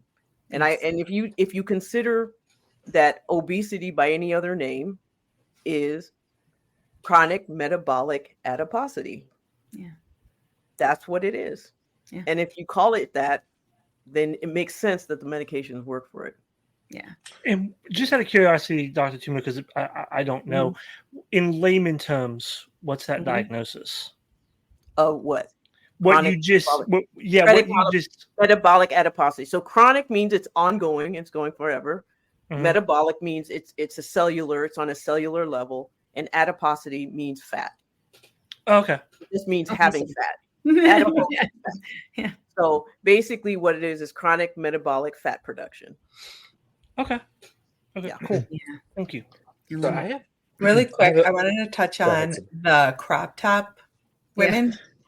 I feel like their purpose, or what they showed a couple of times, was that there were people who were stealing it from people who really needed it, right? Like they were taking it from Cartman, right? And you know, like, so that was like, that's what they were showing for the crop tops, you know, people stealing it from those who really needed it, right? Yeah. And I think that, and I also think too, like, I think when we hear that from people, right, 5 pounds to 10 pounds, like, or whatever it is, right? Like, I think first of all, I think we should tell people to do with their bodies, period. But I think in general, like, there's this unrealistic beauty standard that is in this country, and it's not everywhere. It's not like, if you go to other countries, like Kat went to France when we got to meet Rosie. Kat was in France. She's like, people just walking around with their business all hanging out and naked, and they're not really naked, but yeah, everything's you know. But in this country, the beauty standards are completely ridiculous, and people want to fit in, you know, and they want to stand. They also want to stand out, and so, like, I think that's what's always driven sort of this diet, you know, mentality and diet industry and diet culture, is everybody wants to feel that way, you know, and they'll do anything. And so then they think, okay, well, I'll take these medicines. Now, again, I don't care, because like Dr. Timmer said, if it works for you, probably. But they used amphetamines before. Yeah. They did the same thing. They just, the culture is the same. It's just been shifted to, and the prejudice is the same. It's just been shifted to the medication. So we've got this clash of toxic diet culture clashing with, you know, fat phobia and prejudice. So it's just kind of this, lack of a better word, perfect storm. But what are we going to do though, when you have someone who now, like me, who does have a BMI of 22, 23, not always, but I am on Mounjaro. So do I no longer qualify for it? Exactly. Am I now stealing it from, well, I am diabetic, so I'm not stealing it from it. I'm just saying, you know, I wasn't put on it for diabetes, which I should have been. Actually, I should probably go back to some of my doctors and like, you probably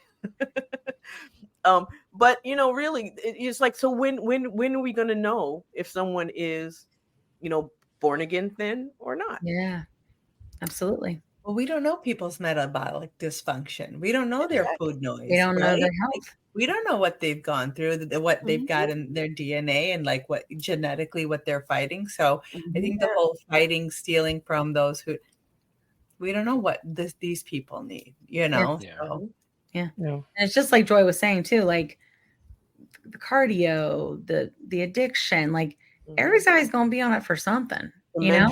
Their chest dementia, you know, like it is still always favor of trashing toxic diet culture. So in this conversation, I find and I'm exploring my own feelings about this here. I get a little prickly, right? This whole, like, I'll just say, like, everyone, Kim Kardashian, for example, like, she comes to mind, right? We don't know specifically what her health conditions are. Maybe she needs this medication. Maybe everyone needs it. I don't know. Yeah. But there is a part of me that wants to throw something when I think about someone like her taking the medication, because she particularly perpetuates this need to be thin, this valuation of bodies and thinness, or like curves being in the right place. Like she is like a particular public enemy in my mind when it comes to little girls feeling okay about themselves, and women, like I've, you know, struggled with this my whole life, and many of us have, like being in this American, and it really is worldwide in various ways. There is fat phobia everywhere. So Yes, I'm working on not making judgments for, because I now also have a BMI under, that doesn't qualify me, but I definitely need the medication. Yeah. So I am working on that, but I also really, I just want to like continue to fight against the narrative that being thin is better somehow than being fat, like morally. Crack addicts are thin. Right.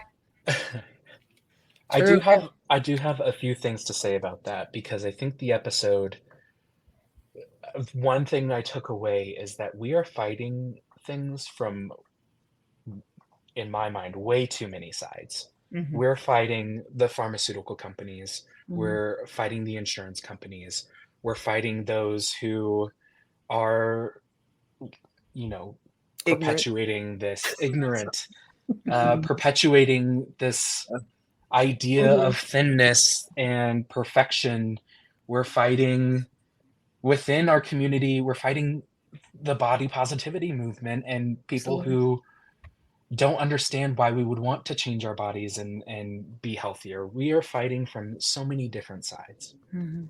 And that's something that I took away from this episode, because I actually think they did a really good job of highlighting every single place that we are fighting this. Yeah. And fighting may not be the Very good point. right No, word. I think fighting is actually, Yeah. I do often feel, and I know I do the podcast and everything, but I do feel a battle every day.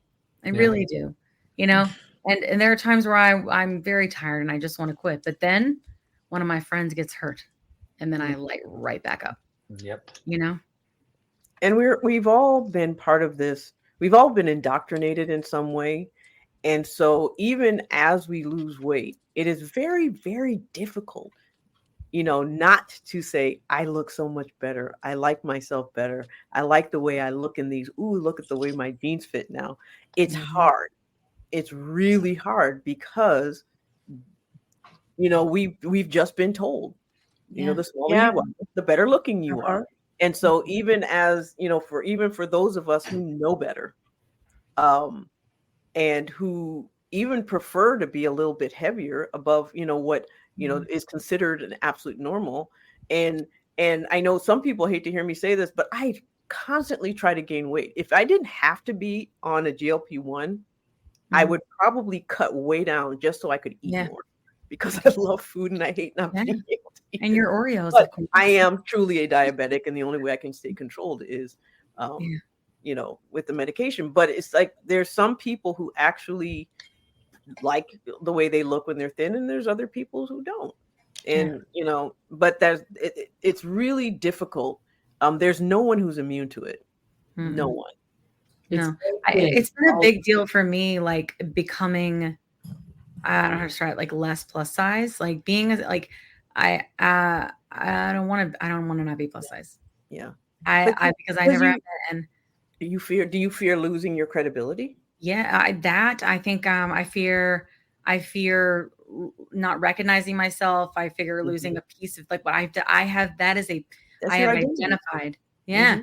I have to identify. That is part of who I am. I like that I have curves. I like that I have these things. And I've never had a desire to be skinny because I never thought I would be. And I never was trying for skinny, and I'm still not, and so I've hit a lot of stalls, and honestly, I'm okay with it. I really am. And sometimes when the scale starts to move again, I get a little panicky, to be honest, because I don't know. There is no skinny Kim. There's no, oh, I was like that in high school, or I was like that in middle school. Like there is no skinny Kim. So if Kim is anything less than what is Kim? And I go through all of it. That mental stuff is really, really hard, so I can totally understand that. Like, it's interesting. Because there are some people who they just can't wait. And I think it's different. I think a lot of that also has to do with if you were fat your whole life and, whoever embraced your curves. And for sure I did. And one thing you said on the podcast once, Dr. Toomer, is you said health doesn't have a size. And we were specifically talking about Lizzo. I'm going somewhere. And you were like, health doesn't have a size. You go, but it has an expiration date. Right. And that's the truth, right? Because truthfully, many of the people that are part of the body positivity, they don't hurt yet. Right. That I didn't, You know, like it wasn't until I was well into my 30s that things hurt, chronic pain all the time, right? It's different then. It's hard to be positive about your body when you're in pain, you know? And I think that a lot of times I see people that are sort of embracing that and they're still much younger, you know? And that goes it's also, you know, it's a defense mechanism as well. The body positivity. I mean, you know, I mean, even as I help people, you know, lose weight, which I honestly, I don't. I help people get healthy and their body follows. Yes. And so part of what I try to really do is that if you don't like yourself at your largest, no amount of size is going to make you like yourself again. You got to like yourself at every single stage. And so what happens is then it doesn't matter what your weight is. It doesn't matter what your size is. It just matters if you're healthy and let your body go where it goes. Yeah. And every single person, that's going to be a different place.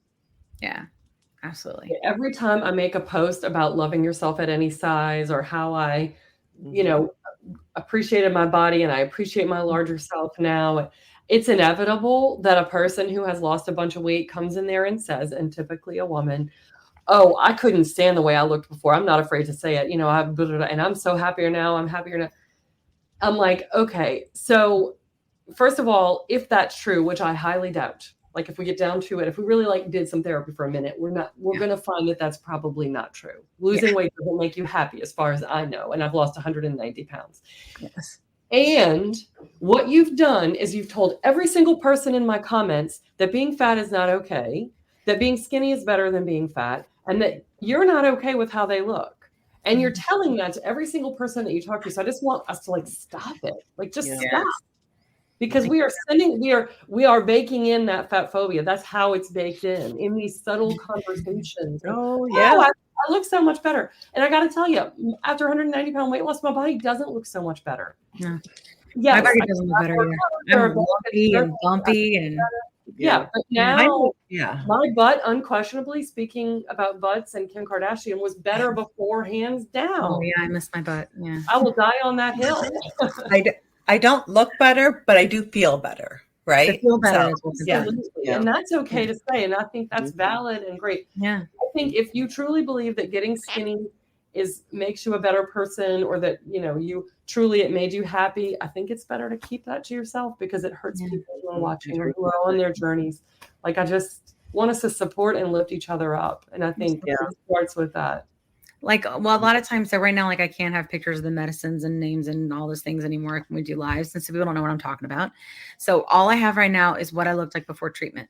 And when people come in, I think what they're expecting to say, you know, and they even will lead on it. They'll say, because even we talked about this before, Joy, that, you know, you're like, I think I was beautiful all the time. So did I. And I tell people when it comes up, and I take that opportunity, right? And I say, this person was just sick, and I feel bad that she didn't know. I feel bad she blamed herself. You know, I feel bad nobody helped her. I feel bad that she was diabetic and nobody helped her. I feel bad that people blew her off. Like, I feel bad for that, and that she felt awful about it. But I don't feel bad about her. She was fucking fabulous. She was. She had friends and a career and all these things and relationships and all the things that people always want that many people don't get, right? Yeah. And I think she's great. But I want people to understand this. When you see my face, that was inflammation because I was sick, right? Yeah. When you say I can't stand up, that was because I was hurting. Like, and so I use that as an opportunity. And I think that we could all do that, honestly, because I do hear the comments just. I mean, and it's true. I mean, honestly, if it weren't for my health, I probably wouldn't have. I mean, I had many doubts. How did you let yourself get this way? Because I didn't care. Yeah. I mean, honestly, it's like, you know, as I was gaining weight, I was like, ooh, I'm becoming a woman like my mom was when I was little. I saw, you know, my mom had rolls and stretch marks, and I'm just like, that's a woman. So when I started getting them and my little athletic body started getting rolls and stretch, I was like, oh yeah. And if it weren't for the fact that I went into heart failure, had diabetes and a severe depression, I would probably still be where I was. Yeah. If there was a way to be healthy and larger, I probably would be, but there isn't. Fat in our body it kills us. Yes. It becomes, the more of it we have, the more of an organ it becomes and the more toxic it is for our health. And there's just no way around that. No matter how positive we are, the biology doesn't lie. Yes. Hallelujah, GLP-1 evangelist. Right there. Right there. There we go again. You getting this, John? Right? So good. Thank you, Come on, Dr. Jer. for that. Amazing. Come on, Jer. You guys expect I me have to? a fun way for us to end our live tonight. Mm-hmm. Well done. I was like, wait a minute, did my you We got good? me on that one. I thought I Ready? froze. Oh. Worst fear has been actualized. I've been referenced in a South Park episode. I'm so scared. I'm gonna blind duet to it right now. Here we go. I'm telling you, Sheila, these new drugs are pretty amazing. I was feeling so ashamed of myself, watching Randy go out and exercise all the time and not eating as much. But I just don't have the same kind of willpower he has. Which of the drugs are you on, Sharon? Ozempic, Mounjaro? Oh no, I talked to my doctor. He said insurance would only pay for those if I had diabetes. But if you can't afford them, then how are you managing your weight? Don't you know, Sheila? Now there's a whole new obesity drug for those of us who can't afford Ozempic and Mounjaro. I've controlled all my cravings to be thinner with Lizzo. It's Lizzo. FDA-approved Lizzo makes you feel good about your weight, and it costs 90% less than Ozempic. I've lowered my standards and my expectations. It's Lizzo. In case studies, 70% of patients on Lizzo no longer cared how much they weighed. I don't give two shits. Lizzo helps you eat everything you want and keep physical activity to a minimum. Some patients report constipation while listening to Lizzo. Stop listening to Lizzo if you experience suicidal thoughts. Serious side effects may include pancreatitis, hypothermia, the fucking album! Out your ears. Are you living with concerns of obesity? Ask about the power of not giving a fuck with Lizzo. Period. That's crazy. I just feel like, damn, I'm really that bitch. I'm really that bitch. I really showed the world how to love yourself and not give a fuck to the point where these men in Colorado know who the fuck I am and put it on their cartoon that's been around for 25 years. I'm really that bitch and I'll show y'all how to not give a fuck and I'm gonna keep on showing you how to not give a fuck. Oh, oh, oh, Lizzo, bitch. Bitch. Yes! Now I have to figure out how to make us go back. There we go. Well, that kind of worked. But can I just say one last thing though? Yeah, I have seen Lizzo in concert, and that line about not moving is yes, because that woman moves. Yeah. And she moves from beginning to end of her whole set, and I got winded just watching her. Yeah. And then she plays the flute afterwards just to throw it in your face. Yeah. Big, and you have to move it. Let me just play the flute to show you I still have control of my breath. You know, it's like, Right. okay. I like how when she does it, she gets her flute. She's like, bitch. And then she yes. We got cut off again on the stream. What? Oh, Why? yep. What? Because of the music. It's the music. It must be the music. It's gotta be the music. It's got to be. Yeah. Because Is they're that what hearing they were playing before? it's probably because it sounds like the Ozempic commercial, and so therefore So I gotta say this real quick. Even though it's not on this, I personally did not like that they used Lizzo. I feel like how unoriginal, like riveting. Yeah. You're gonna pick on someone who is existing in a larger body, like Dr. Toomer said. I agree. She works her ass off. That girl works does. out like you wouldn't believe how that girl works out. I mean, I'm not some big fan of hers, and I don't really listen to her music, but how unoriginal, really? Yeah. well, see, I actually You know? I've got a different take on that. What's your I take? thought it was at first I thought they were going to be insulting to her, and when I watched it all the way through, the underlying thread was I felt like she said, I gave people a narrative that was different than let me be skinny. But at the same time, you know, her size is changing because she is getting healthier. She's doing healthier things. But, and she may very well be using a GLP-1. Who knows? Yeah. But I just felt like it was actually sort of highlighting the fact that there's the haves and the have-nots, and the have-nots have to turn to So you know, yeah. to her or to this or to something else, because it just seemed like all the things they talked about, other than the not moving part, that's the only thing that got me, was all about changing your mindset. Yeah. And I didn't see that too much as a bad thing. I actually thought it was I see Lizo both sides. equals body positivity. Yeah. And body positivity means you can love yourself even if you're in a fat body. Yeah, and that's why they picked her in my mind. Yeah. And I also think even the comment about not moving, because I think everyone knows that's not true about Lizzo. We see it. She's moving all the time. Yeah. But I think shows like this and satire in general have to go there to show people the ridiculousness of what they're thinking. Like, let's just put this terrible thinking train of fat phobia and horribleness right on display. Yeah. Like, look at yourself. Look at what you're saying to yourself about fat people. Like, I kind of think sometimes they're just in our face to be a mirror so we can see what we're really thinking. Yeah. Good point. Love it. Yeah. I said on both, because at one hand I was like, oh, they're kind of slamming, but then you know what? No, I do think she's the biggest thing in pop culture that's assigned to Bossy Pod. Yes. So I gotta run, guys. I know we're disconnected. Oh, thanks, Joy. Yeah, we're at the end. Thank you so much. Thank you, Joy. All right. Well, have a good night. Thank you so much for your perspective. Have a good night. Thanks, everyone. Good night. Bye. Yeah, this Good was night. This is good. Yeah. Yeah, Even though we got it was very banned. good. Very, very good. So, well, thanks for inviting me. It was great. I feel very honored that I got to. Me too. I'm so excited. You guys can be fun. Watching the South Park episode. I know, But, right? and it got me I'm watching so excited. South Park. I was like, I didn't know what you were gonna think. I was like, oh, really? You know, she actually yeah, she was actually worried that you would be upset about the episode. Like she told me, she I said, mentioned the John, song. be prepared that Dr. Tuma may not I have have an liked humor. the She may not like episode. it. And I was like, okay. No, I thought it was really well done. Me I thought they too. balanced I did it too. really, really So well. good. And one of the things you'll but I'm largely unaffected by things. One, because I can't get upset really because of my heart.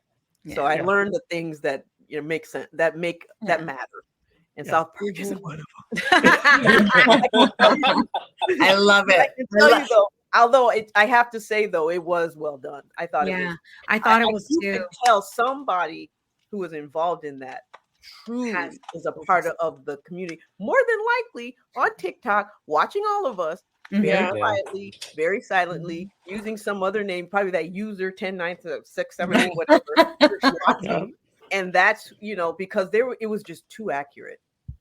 Much too accurate for it to be. I know, it was so let's good. do a little bit of research and then put They're it in a watching show. us. This is someone who has lived this life. Absolutely. Absolutely. That person was at bare minimum in charge of like all the things, because Yeah. it was like orchestrated amazing. And they're going after the compounds now. You know what they've done? What?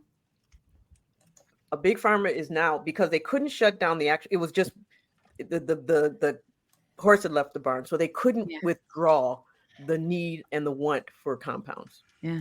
And they couldn't stop the production because it's legally they have to allow it, because the FDA says you already declared a shortage, so you have to allow it to be made. Yeah. So first they were going after the med spas. Didn't work. Yeah. So then they went after the pharmacies. Didn't work, because the pharmacies were getting it from the legitimate facilities. So now what they've done is they've gone putting money in the pockets of legislators. So they're voting against compounds, saying that it can't be mailed into their state. And if it's mailed into their state, it has to have a license attached from a physician in the state. So even if you're licensed in a state and live somewhere else, you can't prescribe a GLP compound. So I was just like, I don't care, my license, you take it. I don't care, my whatever. People need this med. I'm going to do whatever I can. Because of the laws, I could just telemedicine, telehealth, prescribe for anyone. Then all of a sudden, overnight, within 24 hours, we got 24 hours. And so most of us who were prescribing, unless you're one of the big companies that has someone in every single state. Yeah. Wow. I swear. Overnight.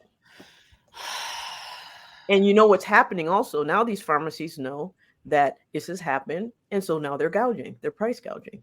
So the compounded medications, which were discounted, are now almost the same price as the brand.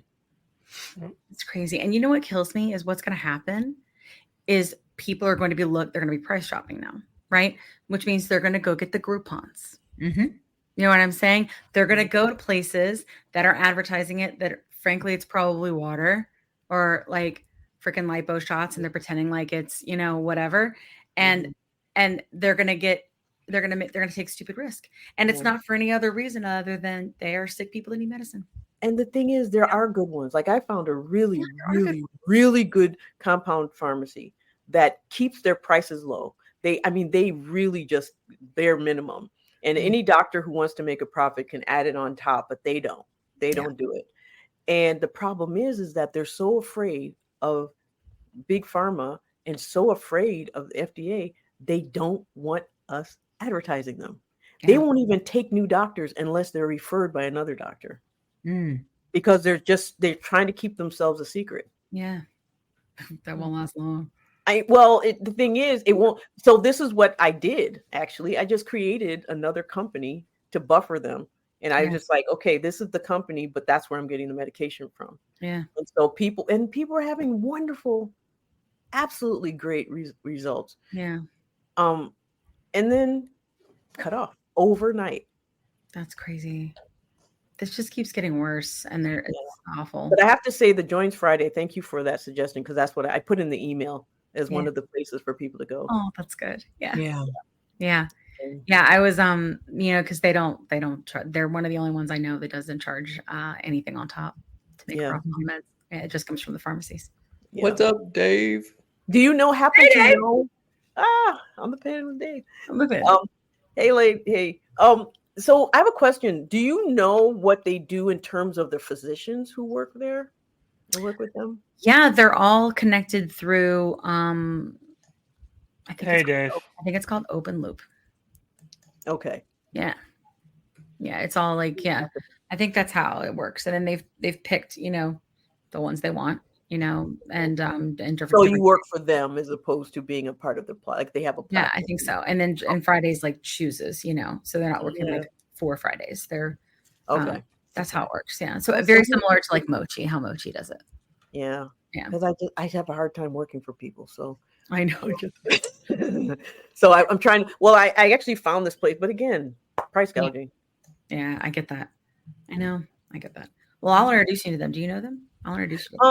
No, I mean, unless they want to give me an affiliate link, because I am referring people left, right, and center. I probably should have approached. I was just trying to get people in somewhere, and I saw you.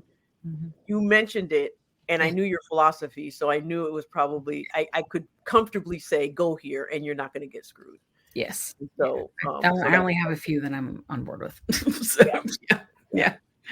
Well, there's a very few people that I would trust without looking into it first. Because I knew if you put it out there on Facebook, on TikTok, then it was legit. You had already vetted them. Yes, because I could go anywhere I wanted to do, and I will do that. Yeah, and I'm not even like affiliate with them personally. It's just the podcast. They said YouTube is back up. Oh, look at that! They just down for a little bit. Well, folks, Luke is correct. Says, yeah. Well, if you thought we were just performing with, so they just like live for a minute. I wonder if time. like somebody like peeled it or something. That's super weird. I don't know. Never happened, and we talk about everything. Everything. Yeah, lives. Crazy. Oh well, I'll try to appeal it and see if we can get it back. If not, we'll just stitch it all together and figure it out and cover up his butt. Right, we'll do it. Oh, you want me to stitch it together now? Okay. Yeah, that's right. You're the editor. Yeah. Editor extraordinaire now. All right. Well, this was great. You guys have fun. Thank you. Did you have fun out there? We did. We had fun out there. On here. Yes, we were, Dave. Always showing clips. Awesome. Okay, well, yes, Dave, we were showing clips. What? Dave asked if we were showing clips. Yeah. Was it a copyright strike? I don't know. They just like totally made us go away, Dave. It was strict, so could be. I don't know. Yeah, we'll have to look at the I'm a YouTube good kid. account and see what it was. You know, We're gonna navigate the American healthcare system. I think it was the That's really stuck in my. I wish, I wonder if Facebook will, if we use that clip, if they'll do something, because I like we'll see. Instagram. We'll Okay, one quick question. Are we still live? I have a question. Yeah. Should we stop us? Should we stop it? Okay, so everyone, I keep hearing this buzz about TikTok and them banning and doing all this stuff and taking your videos and doing, and I can't get anyone to talk to me. 2, I can't see where the policy is. I haven't been able to find it. And 3, it's like, do they sanction your videos first? Because I haven't gotten enough messages of anything. Yeah, so we didn't know what they were going to do. And none of us, even like the telehealth, who like our customers, like could not get answers as if it was going to be retroactive. I literally asked a TikTok shop person, customer service reps, the only thing I got. And I was like, hey, this is actually discrimination. Like we should be able to talk about our disease and treatments for our disease. They're FDA, all the things we say, and they were like, she was like, listen, I'm on your side with this, but if I were you, I would private your videos because your videos can get picked up for the FYP. And if it gets picked up, it's a violation. But I haven't had any. What exactly are they looking at? They are saying anything weight loss meds. Even if you're a physician. Weight Doc was having a really hard time with it. I was like, go to. Well, I know Facebook for a long time, you couldn't even mention weight. Yeah. And probably they're trying to still TikTok. Now it's easier. Yeah. Somebody paid them probably quite a bit. And so they probably money was involved somewhere. Somebody got something. Yeah. They didn't do it out of kindness.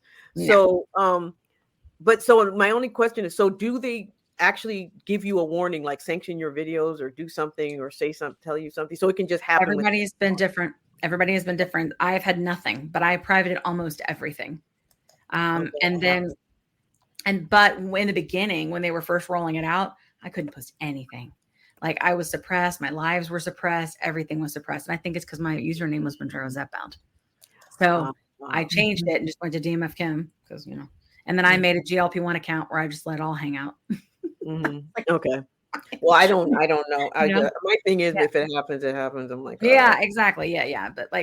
But yeah, so that's everybody's kind of just been making backup accounts and people. Someone just posted. I've heard that doctors have been asked to send in their credentials. I haven't been. Wow. I have actually, if anything, I've been getting messages saying how to increase my visibility, and like giving me analytics on my last video, telling me how I could improve its performance. I don't know. It's so weird. I'm like, is that a bot talking or is that?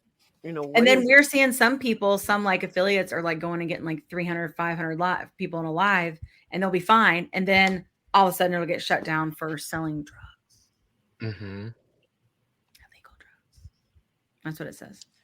It's so funny because there's still creators that are injecting themselves. I could think of one in particular. On camera? Well, yeah, but smaller creators too, like that I've recently found, and I'm like, I messaged her and I was like, "How are you doing this and not getting shut down?" She's like, "I didn't realize that it was a problem." Yeah, and I was like, "Well, here's the new guidelines." Sorry. But like when I'm not laughing at you. I just read the chronologist paperwork. Cracked me up. I'm sorry. Yeah, I'll send in the pretender chronologist. It's funny. Yeah, that's hilarious.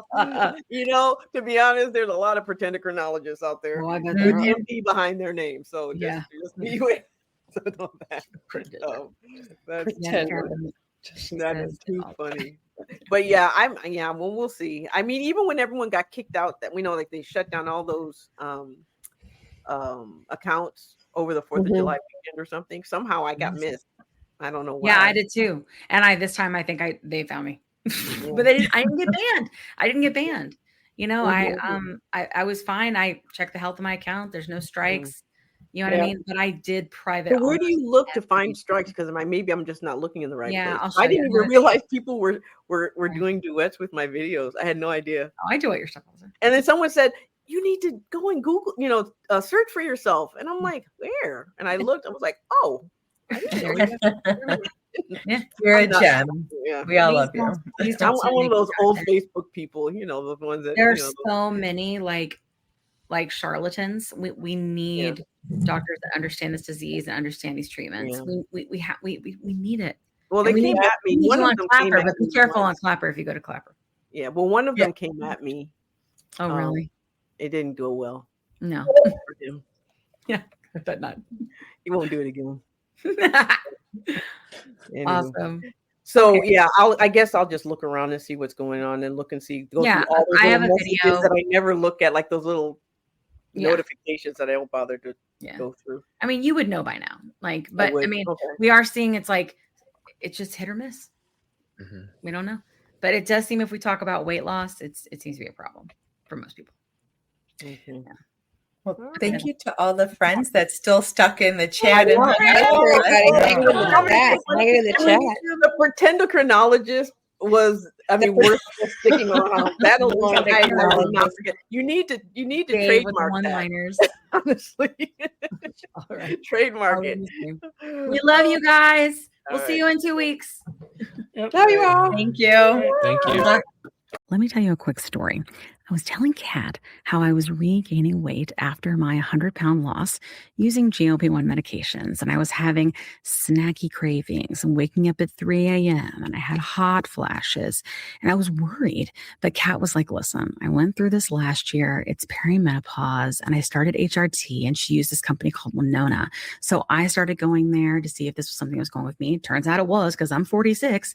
And it's been amazing. It's taken a while to find the right dose, but once I did, it's just been huge. I've been sleeping. I feel more myself again. And the hot flashes are gone, which is, geez, really bad. So I will tell you, it's just been so big for me. And so I wanted to partner with them on the podcast because obviously many of our listeners are going through this same age range and definitely are having these issues. And there's just no need for you to suffer. So if you go to the link that's in our link tree, you can click on that and save money. If you go there and you meet all the criteria, and this might be something for you to try. So I just want to make sure you had this great resource because it's just been such a big difference for me and Kat.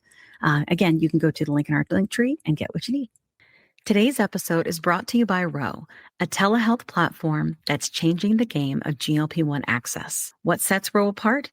Ro understands the challenges of navigating insurance hurdles and the skyrocketing prices of GLP-1 medications. That's why they specialize in getting insurance approvals for GLP-1s. And if insurance is a barrier, they go a step further by prescribing brand name zepbound vials for prices close to those of compound GLP-1s. With Ro, you're not just getting a prescription, you're getting a partner in your journey that's helping you access affordable treatment and guiding you every step of the way.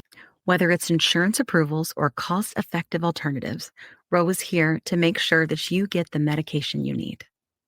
Visit ro.co/plussides with a Z today to see how they can help you take control of your weight management journey with affordable, accessible care.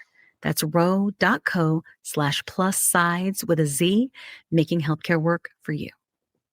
Check out the link in our show notes for more details.